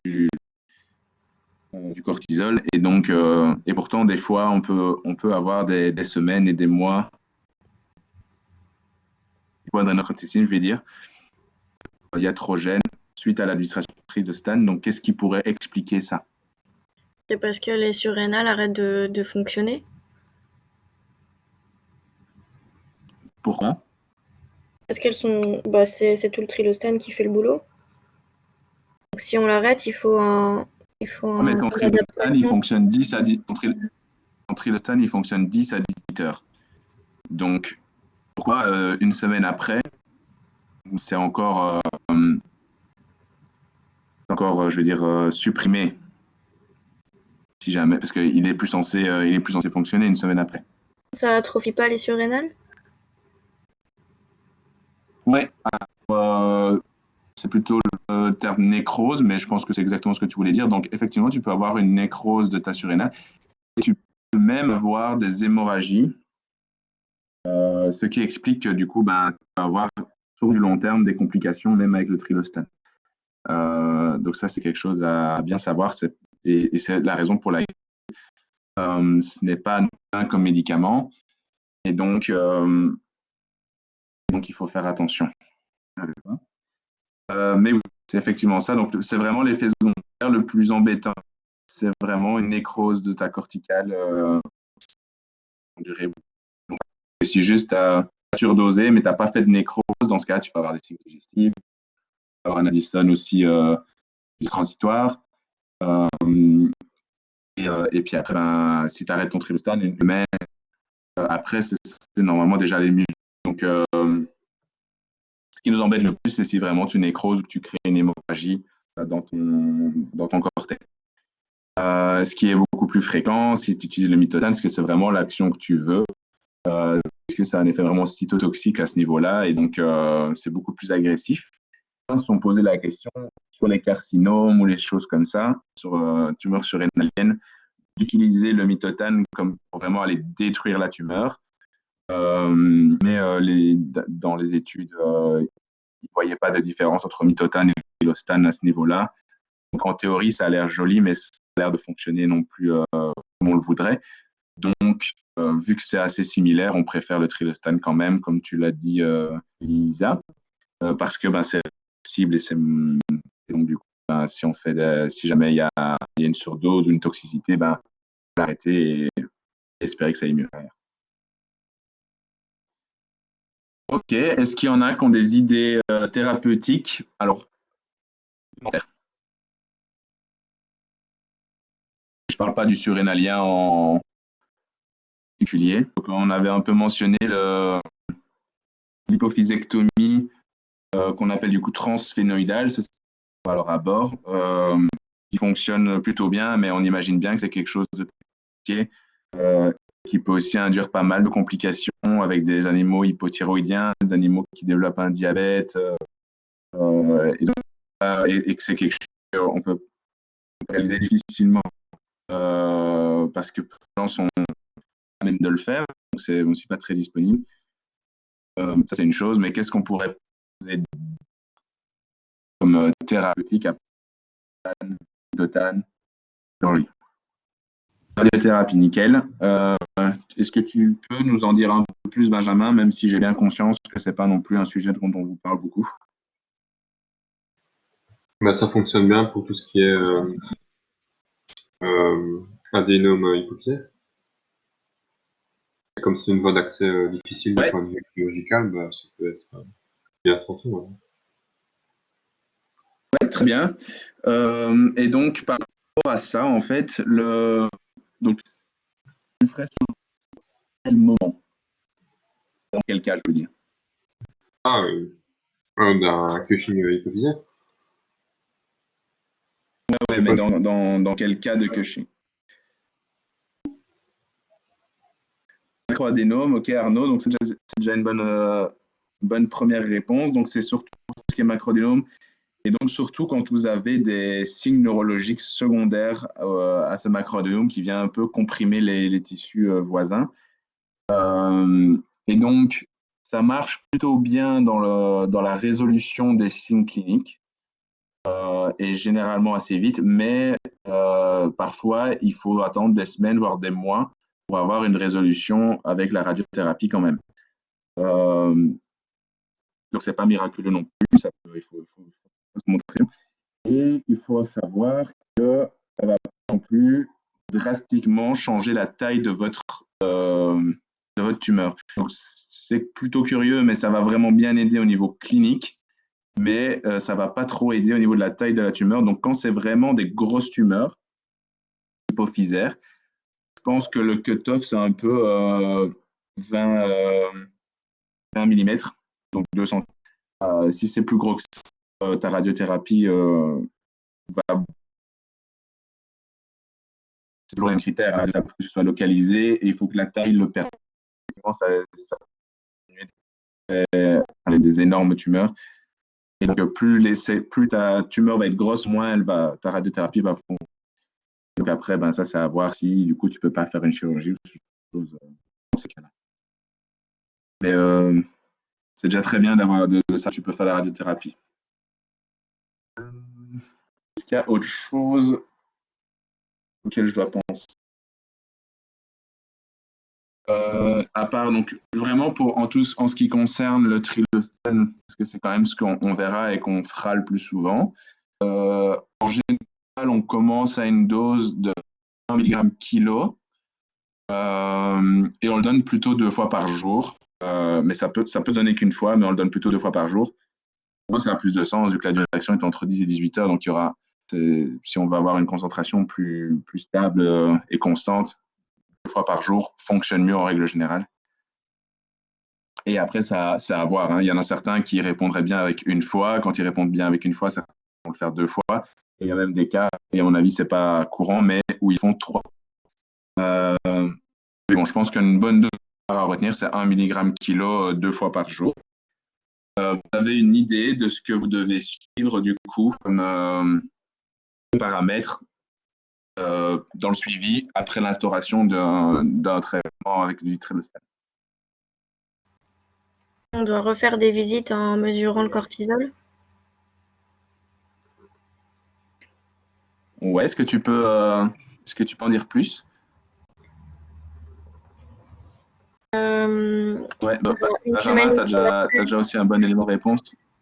Pardon, je t'écoute. Une semaine ou 2 après, on refait revenir le chien pour mesurer le cortisol et on voit suivant la valeur si on doit adapter la dose de trilostane. Donc si c'est trop élevé, généralement on augmente la dose et sinon on peut la diminuer ou laisser comme ça. Ouais, il y a beaucoup de bonnes choses. Et après, c'est sûr que c'est pas forcément si simple non plus. Mais donc, quand vous testez le cortisol, je ne sais pas si tu voulais dire ça, c'est un test à la CTH qu'on fait, comme vient de le mettre Arnaud, parce que c'est un bon test pour vérifier ta réserve corticale et ta fonction. Donc, c'est le test de choix à faire dans ton suivi. Donc ça, effectivement, il faut le faire. 1 semaine à 2 semaines après, oui. Donc en général, tu peux dire 10 jours. À savoir que,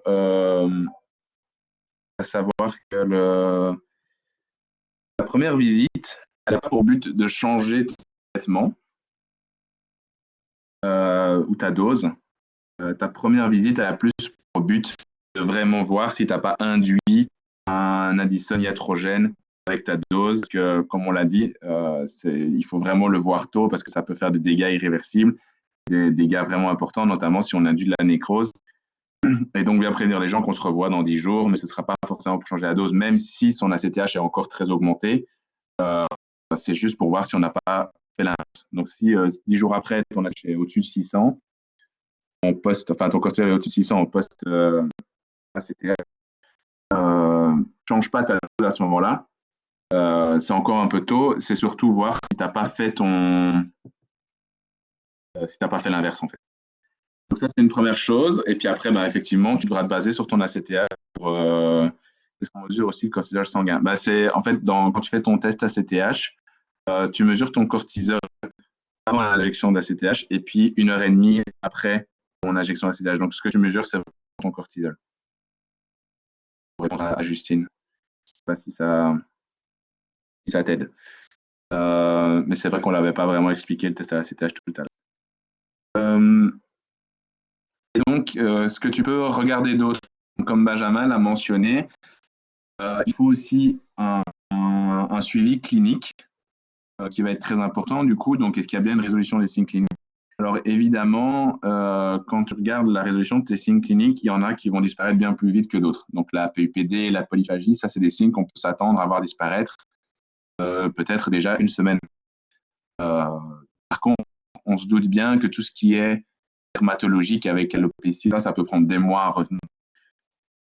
C'est un signe clinique bien moins intéressant dans ce cadre. Parce qu'il ne va pas changer en 1 semaine, quoi. Donc, c'est pas sur ça qu'on va se baser.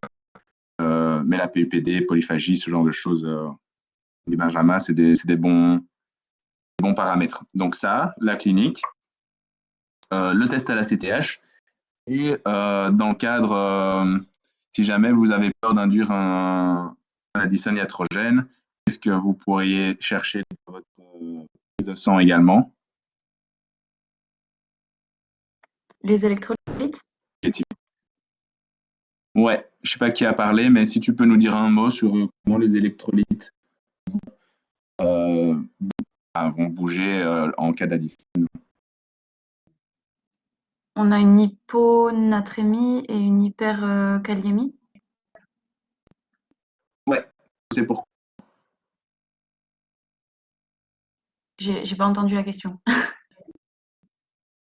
Est-ce que tu sais pourquoi on a une hypercalémie et une hyponatrémie? Parce qu'on n'a pas assez d'aldostérone, donc du coup.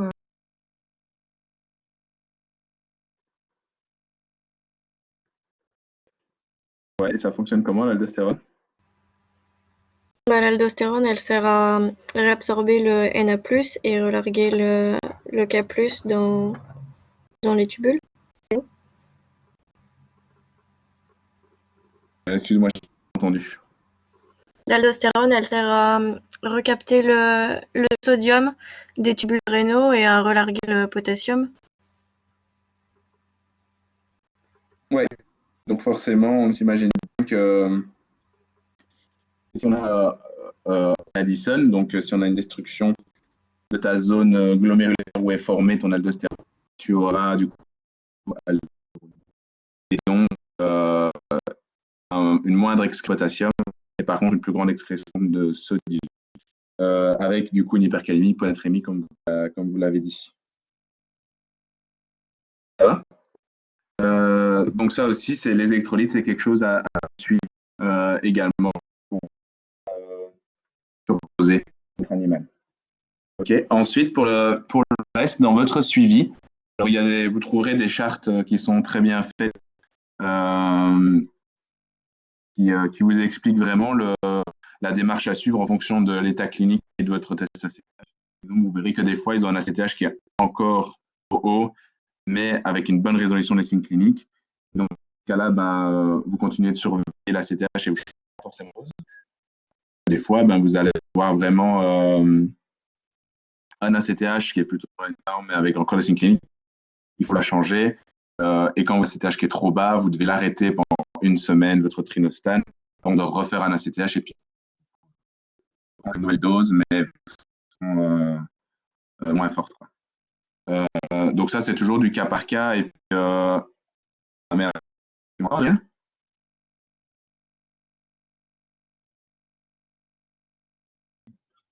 Nous, on Allô? entend.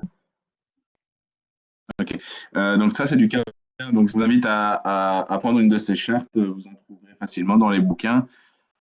Et donc vous basez là-dessus lors de votre suivi pour être sûr de faire correctement les choses et de pas jouer avec le feu, parce que le trilostan, ça peut faire plein de complications comme on en a discuté.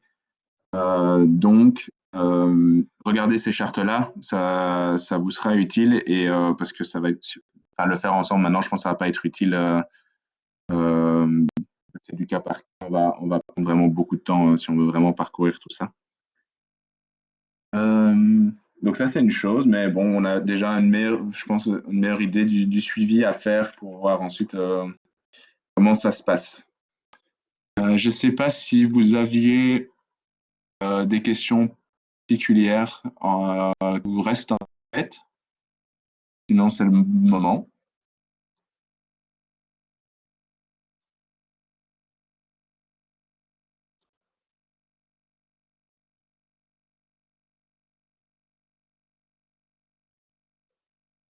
En neurologie.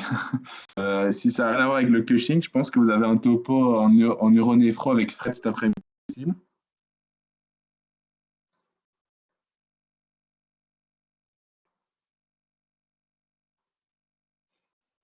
La valeur seuil AT8. Donc, chez un animal normal, il est inférieur à 10.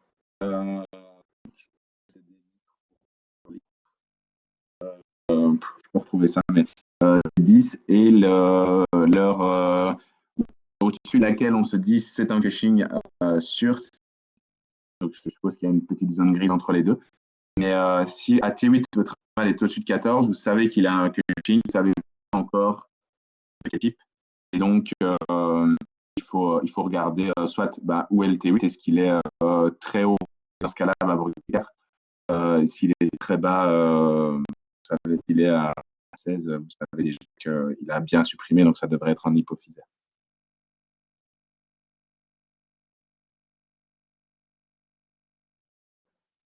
Je ne sais pas si ça répond à ta question.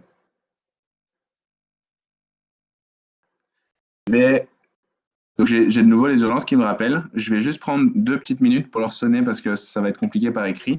Est-ce que pendant ce temps-là, vous avez des questions, mettez-les dans les commentaires, comme ça je vois apparaître, parce que je vais juste couper mon micro et je vais essayer d'y répondre comme j'ai fini cet appel-là, parce que là ils sont coincés dessus et ils attendent un truc, ça va. Je fais au plus vite et mettez déjà vos questions si vous en avez. Si vous n'en avez pas, je reviens juste après et on peut clôturer si ça va pour vous.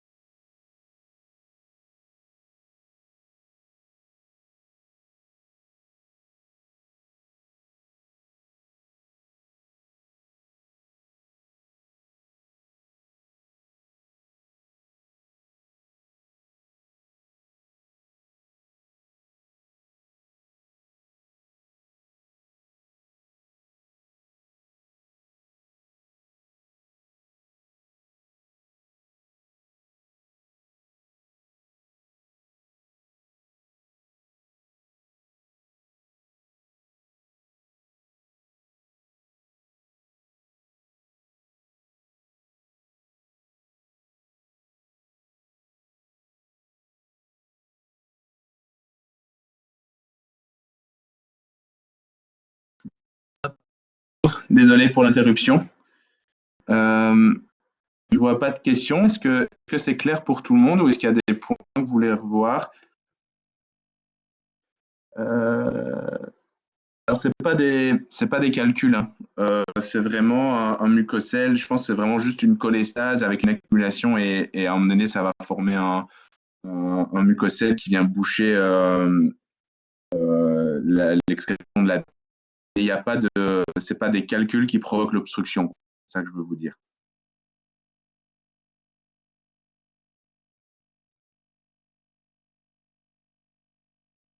Faut me dire si c'est bon pour toi parce que si tu me diras, je sais pas si tu as compris ou si je suis pas assez clair. Ok, nickel. Ok. Après, je sais qu'on n'a peut-être pas passé énormément de temps sur la pathophysiologie ou sur la physiologie tout court. Est-ce que je voudrais quand même être sûr que quand on parle pendant 2 heures du Cushing, que ce soit clair pour tout le monde. La physiologie, est-ce que pour l'axe hypothalamo-hypophysaire, c'est clair pour tout le monde?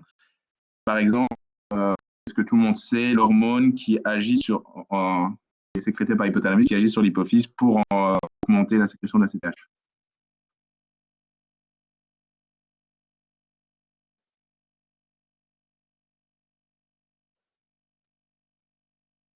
Non, c'est pas celle-là. ACTH-RH. Ok, pas mal. Alors, je ne sais pas ce que vous dire par ACTH-RH, mais en tout cas, Benjamin et Adriel sont dans le bon. Donc, c'est vraiment c'est la CRH. C'est la corticotropic releasing hormone, son nom entier, et qui va agir sur l'hypophyse. Alors, il y a la pars intermédia et la pars distalis. Principalement, la pars distalis qui va sécréter la CTH et aller au niveau des surrénales, induire la sécrétion de cortisol par les surrénales.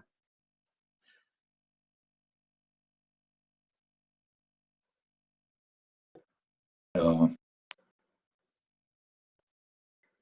je ne sais plus. Est-ce qu'il y a d'autres choses est-ce que par exemple, est-ce qu'on avait dans tous les signes cliniques une explication? Est-ce que tout le monde comprend pourquoi, par exemple, un chien Cushing est PUPD?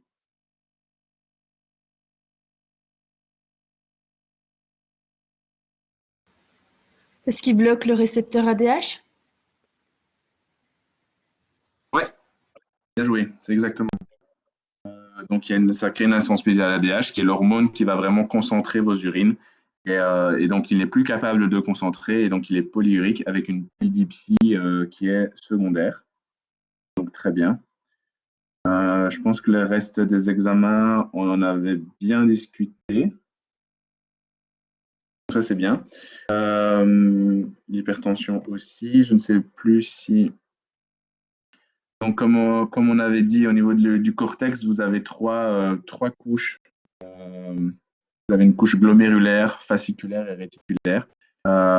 Et donc, les corticos sont sécrétés, si je me souviens bien, par fasciculaire et réticulaire ensemble.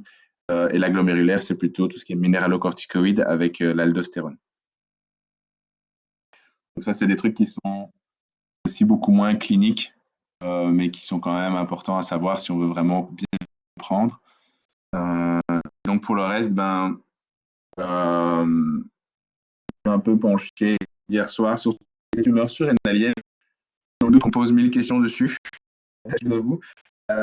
Donc si je peux vous donner quelques infos, donc j'ai pas pu vraiment brasser le sujet, mais en gros, ce qui est intéressant de savoir, c'est que par exemple, en cas de tout ce qui est de base tumeur surrénalienne, il n'y a pas de prédilection d'un côté ou de l'autre. Hein, vous n'êtes pas plus à gauche, souvent à droite, par exemple. Ça va être très, dans la grande majorité des cas, unilatéral. Ça peut très bien aussi être bilatéral. Et lorsque vous avez un carcinome surrénalien, il y a un report de cas qui disait qu'ils avaient un taux de métastase de 50%. C'est-à-dire qu'en cas de carcinome surrénalien, ils avaient 50% des chiens qui présentaient des métastases. Donc c'est quand même des méchantes tumeurs qui métastasent assez vite et beaucoup. Donc voilà, c'est pas du tout une tumeur qui est vraiment juste locale et qui ne propage pas beaucoup. Donc ça, c'est à savoir aussi également.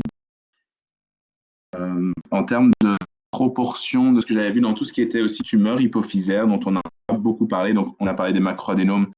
Évidemment, vous doutez que la plupart du temps, c'est des microadénomes qui n'engendrent pas de signes neurologiques.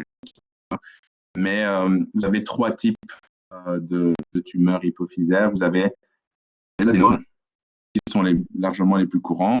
Donc, il y avait 22 chiens sur 33. Vous avez les adénomes invasifs.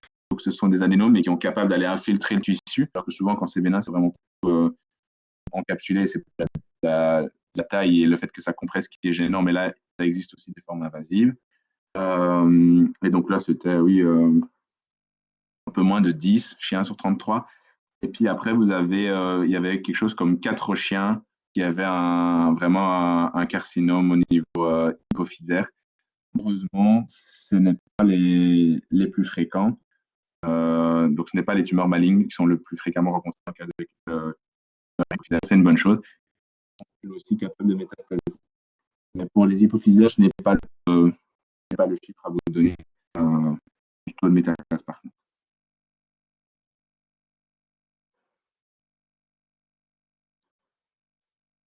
Voilà, ça c'était un peu plus pour brasser le sujet. Je pense qu'au niveau des masses surrénaliennes, vous devriez trouver des articles récents avec des essais avec le Palladia, si vous voulez vous renseigner là-dessus, si ça vous intéresse. Sinon, le reste, on en a parlé avec tout ce qui était chirurgical, mais c'était compliqué. Sinon, le Trilostan, je pense que c'est un carcinome surrénalien. Sous Trilostan, ils ont à peu près 1 an de survie.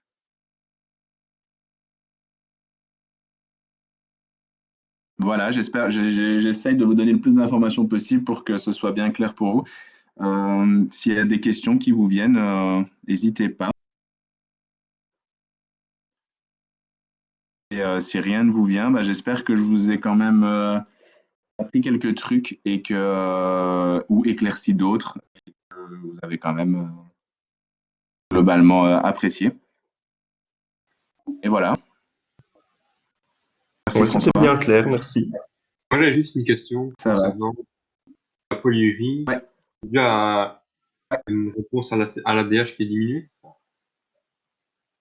En fait, ça bloque ton récepteur à l'ADH. Et donc, ton ADH, elle est bien présente dans ton corps, mais elle s'est plus fixée. Et, ce qui fait qu'elle n'agit pas. Et donc, ton rein, c'est pas. Et vous avez remarqué que. Excuse-moi. J'ai toujours pensé que c'était dû à la glucosurie, mais du coup, je ne savais pas. Alors non, c'est vraiment. Ah merde. C'est vraiment dû à. Attends, je suis à toi dans 2 minutes.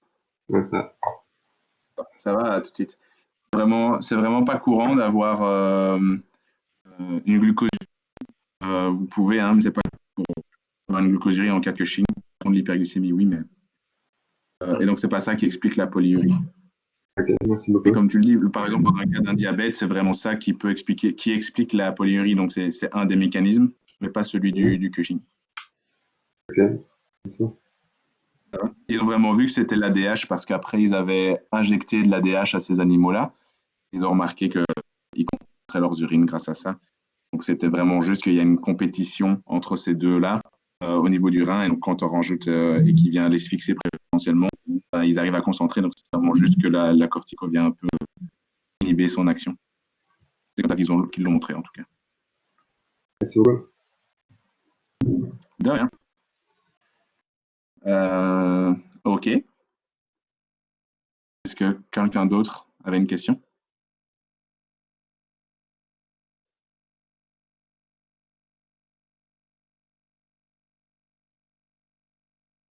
Ok, ça va. Eh ben, si jamais ça vous vient plus tard, soit vous m'envoyez un petit message, vous m'envoyez un mail, ou alors quand on se croise en clinique, il n'y a pas de souci. Et puis on en discute à ce moment-là. Et puis pour les questions que je ne savais pas trop vous dire, si vous les avez notées, n'hésitez pas à les demander à un prof ou quoi qui pourra peut-être vous donner plus d'informations. Bon, en tout cas, merci beaucoup. Je vois qu'on était quand même nombreux, donc ça fait plaisir. Et puis bon courage pour la suite. Et on se voit très bientôt. Ça va? Merci Merci beaucoup. À tout le monde. Bonne journée. Bonne journée. Bonne journée, au revoir. À bientôt.